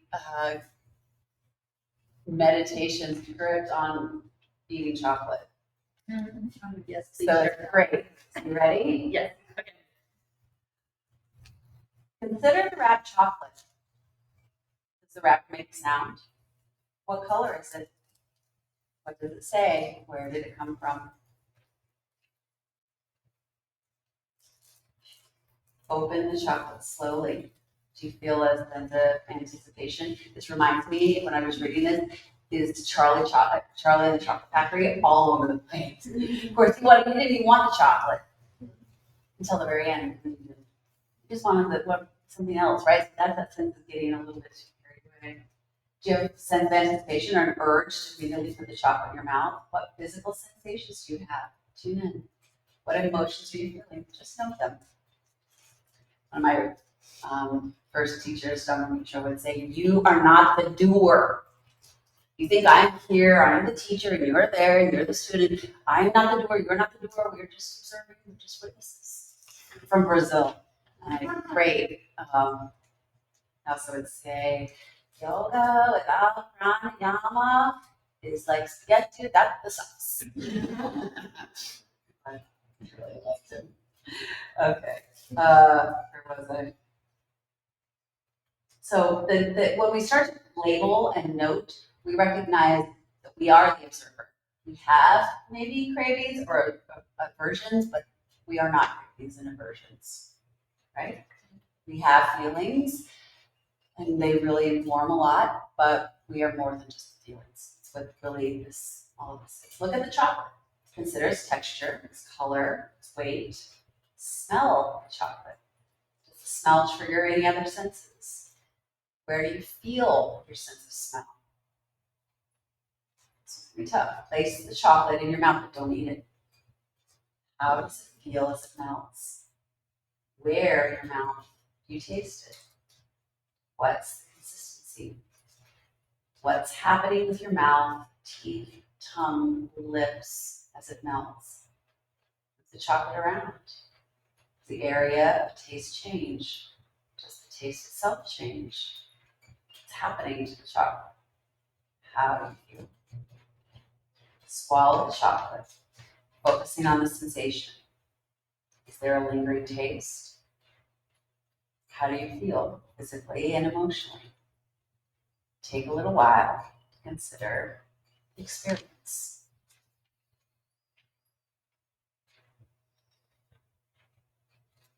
So, how do you feel? Is that frustrating? Is it more pleasurable? Decide you don't like chocolate, or you want to eat more? Were you aware of emotions during that? How would this change your future experience of eating chocolate? Or anything for that matter. Imagine if you ate everything, thinking about all of those things.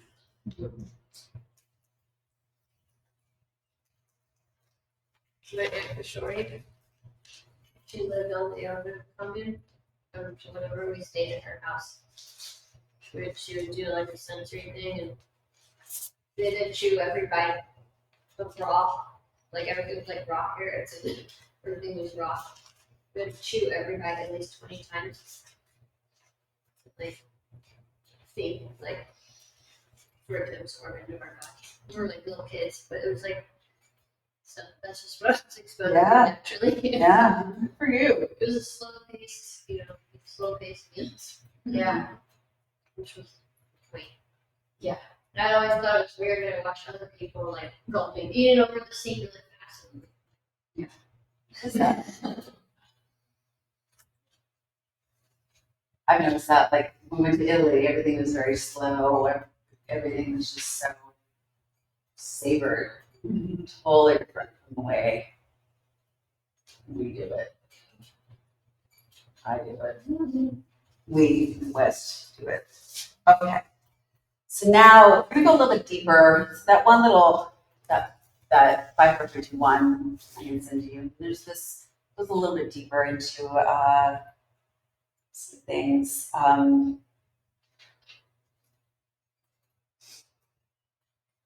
And something else from the 5 pages. The mind gallops toward the world in the 5 senses, right? So think about who's got the reins. Are you asleep in the back of the carriage? Or are you aware of where the horses are going? You may be sitting quietly with eyes closed or open, but where does your mind go? Towards sense of sight? Do you want to see somebody or something? Towards sense of smell, taste, sound, touch. Gallops towards something that's heard about or read about. The average person has over 6,000 thoughts a day. And usually they're not about what's going on right in the moment. They're ruminating on the past or futurizing. Right? And they're not positive either. I mean, Yeah. They're usually, whatever, 90% are negative thoughts. That's that going back to you are not the doer. The observers, the witness, is that great opportunity to recognize that we don't have to be the critic, the problem solver, the judge. I mean, our brain has a lot of jobs, right? We give that a lot of tasks, but when we are really thinking about it, we, the observer, we can observe how we react to, I hate dark chocolate and she's telling me to eat it. Whatever, or whatever's going on in your world, so that we don't have to just react to everything. Right? Just a different experience. Okay, so receive sound. Touch your ears. Feel the wrinkles and folds of the ears. When I get, my husband calls me Reaper Chief. Somebody read the Chronicles of Narnia? Do you know Reaper Chief? So he's the little mouse, feisty, ready to draw a sword anywhere, fight anybody. That's what my husband calls me. And when I'm really uptight or I don't do yoga because I'm a calm person. I'm just gonna put that out there. I do yoga with a type A plus tight personality. So when I get really stressed, my husband will come up and he'll rub my ear saying, "Woosah, woosah." I think that's an Adam Sandler. Does somebody know? Nobody knows woosah? Yeah. Anyway. I don't remember where the reference started, but it became like a thing. Yeah, I don't remember either. Anyway, but that's what he says to me.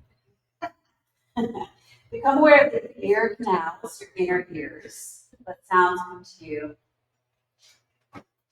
Allow your hearing to be soft, spacious, and open. No need to identify any sounds. Let them make their way into your awareness as they will. Welcome everything in. Listen to the sound, your environment of lack of sound, calling you to the present moment. That each moment's passing reveals some new element to be not have ordinarily noticed. All right, so now that you've taken, I'll play all of these for you later, but we were supposed to do this last month, and it was a doozy of a day that day. I was working in the studio. So anyway, I gave you, I only have 2 of these little rubber mallets, but all of them work. It's crystal singing bowls. I gave them to you just in order, and if you look down, you can see there's little, some of them pull up, some of them aren't. Sunshine has tried to eat that one several times. I have a heart, so it's healthy. I have 2 heart chakra bowls and I have 2 crown chakra bowls, but they're a little bit different sound. But anyway, so I put them in order so you can kind of play them together. You can just play, I'll just teach you a little bit. So whether you have mallet like mine or those soft ones, when you hit, you just hit the side, and it doesn't have to be very, it doesn't have to be very loud. And the tap is nice, but you can also start to circle around.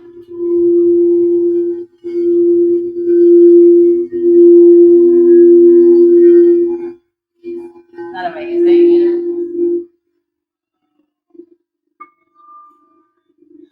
Woo!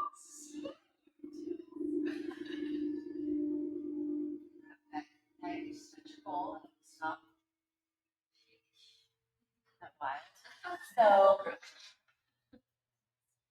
hopefully I'm not putting you on the spot to go first. Am I putting you on the spot? That's why we did it all together. So I'm just gonna let you go in order so you can feel it. They would relate. So the chakras, just so you know, in the yoga traditions don't have colors associated to them. That's the woolly 70s hippie movement that brought in colors.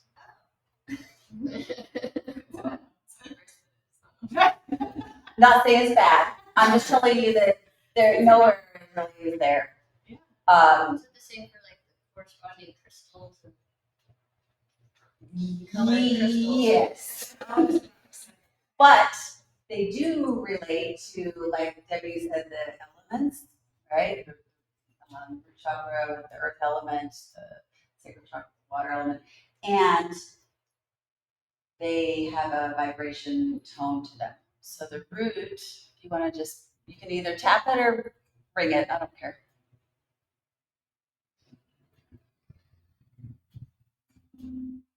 So it's the root chakra. Sound C. Actually, in Sanskrit, it's not the scales, it's called sargam. And this would be sa. All right. You feel that? Low, it's low, right? And then we have the sacral chakra. A little brighter.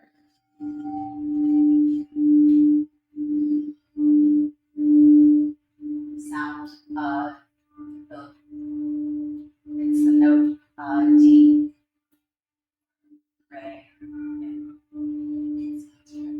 Beautiful. And we have the solar plexus, which is the note E.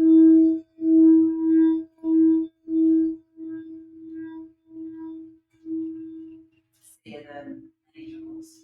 That was my class today, for all right.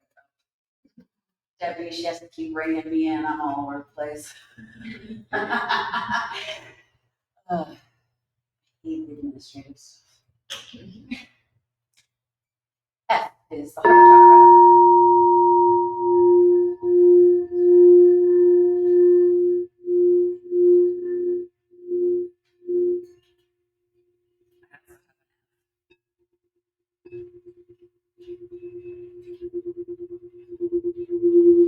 It's a little different. Mine's a sharp. Yours is hard. We have the crown, which is the note G. You feel that in the crown? That one always gets me. Oh, sorry, not crown. Throat. I have crown. I don't know why I say crown. It's still good to me. In the upper. Beautiful. And then third eye. Actually, it's probably first eye. We got these two.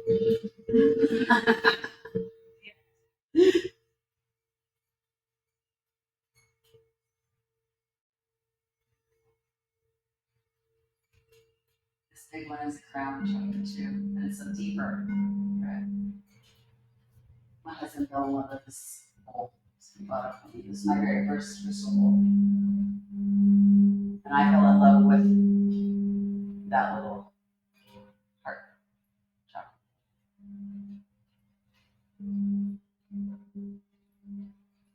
So we hear the same note. And then the crown is the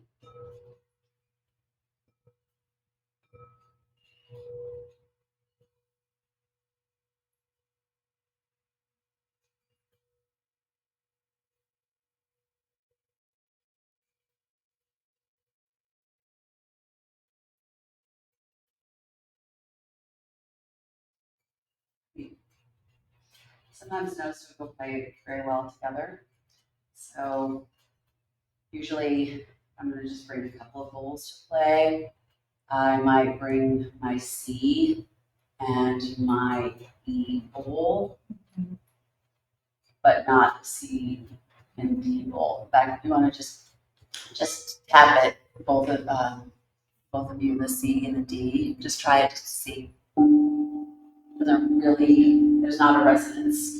So yeah, hit yours. And then do C with E. Do you hear it? It's a harmony rather than dissonance. And then, so E and, no, not E, sorry, D and F.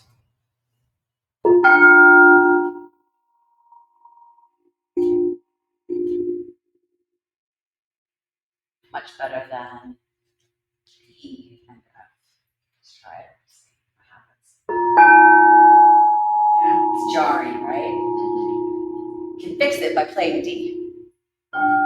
There.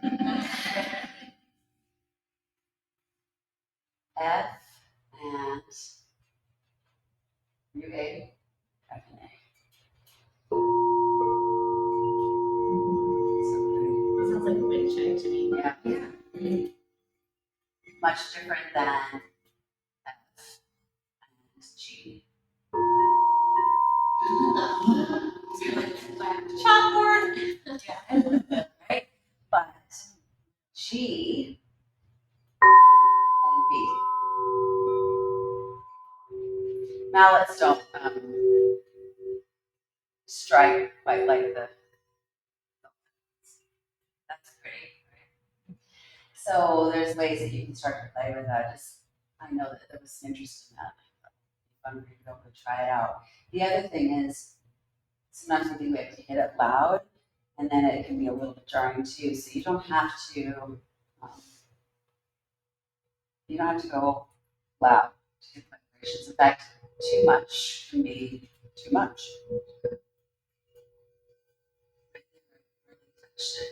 See, that's the singing, right?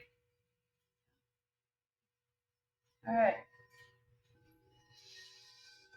Any other questions? I'll play it while you're in a little yoga nidra in a minute.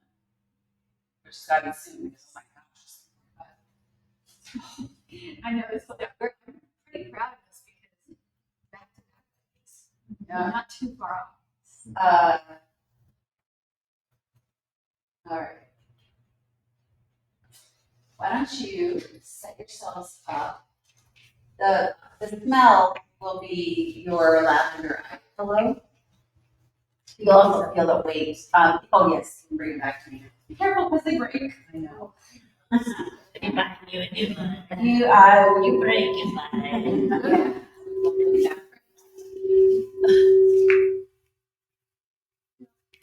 Up and away. There you go.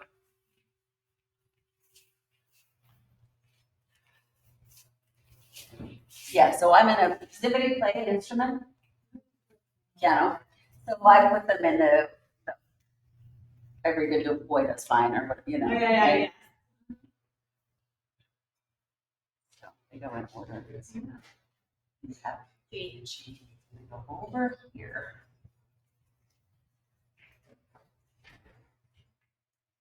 Thank you for bringing You're very welcome.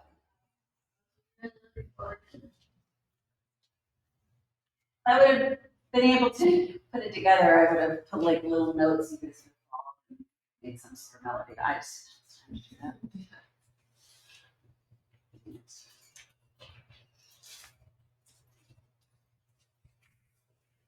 All right, so I'll let you decide how you want to set up for your yoga nidra. I really love the reclined bound ankle. It is tough with those round bolsters. I'm sure you've probably seen prop your just up. You could also put the bolster underneath your legs, like Kelly's doing. Just take a moment to get comfortable. Set this up. If you are comfortable using the eye pillow, then feel free to add that. If not, if you've got a reaction to lavender or you feel a little bit claustrophobic, then don't do it. The invitation is yours always to discern what's best for you.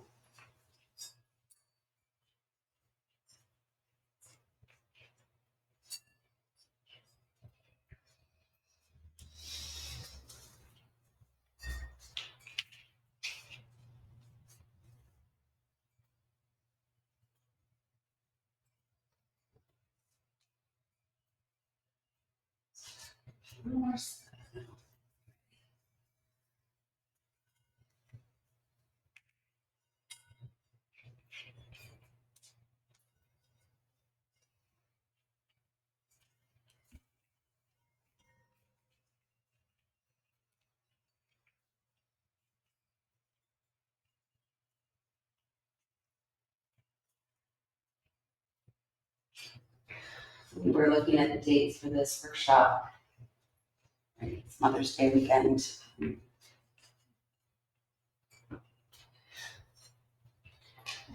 that can bring up emotions. right? I love my mom, but man, she drives me nuts. And I know that about myself as a mother with my grown children. And I also know that there's some of that nurturing that should have happened. Mothers didn't. So this opportunity to nourish and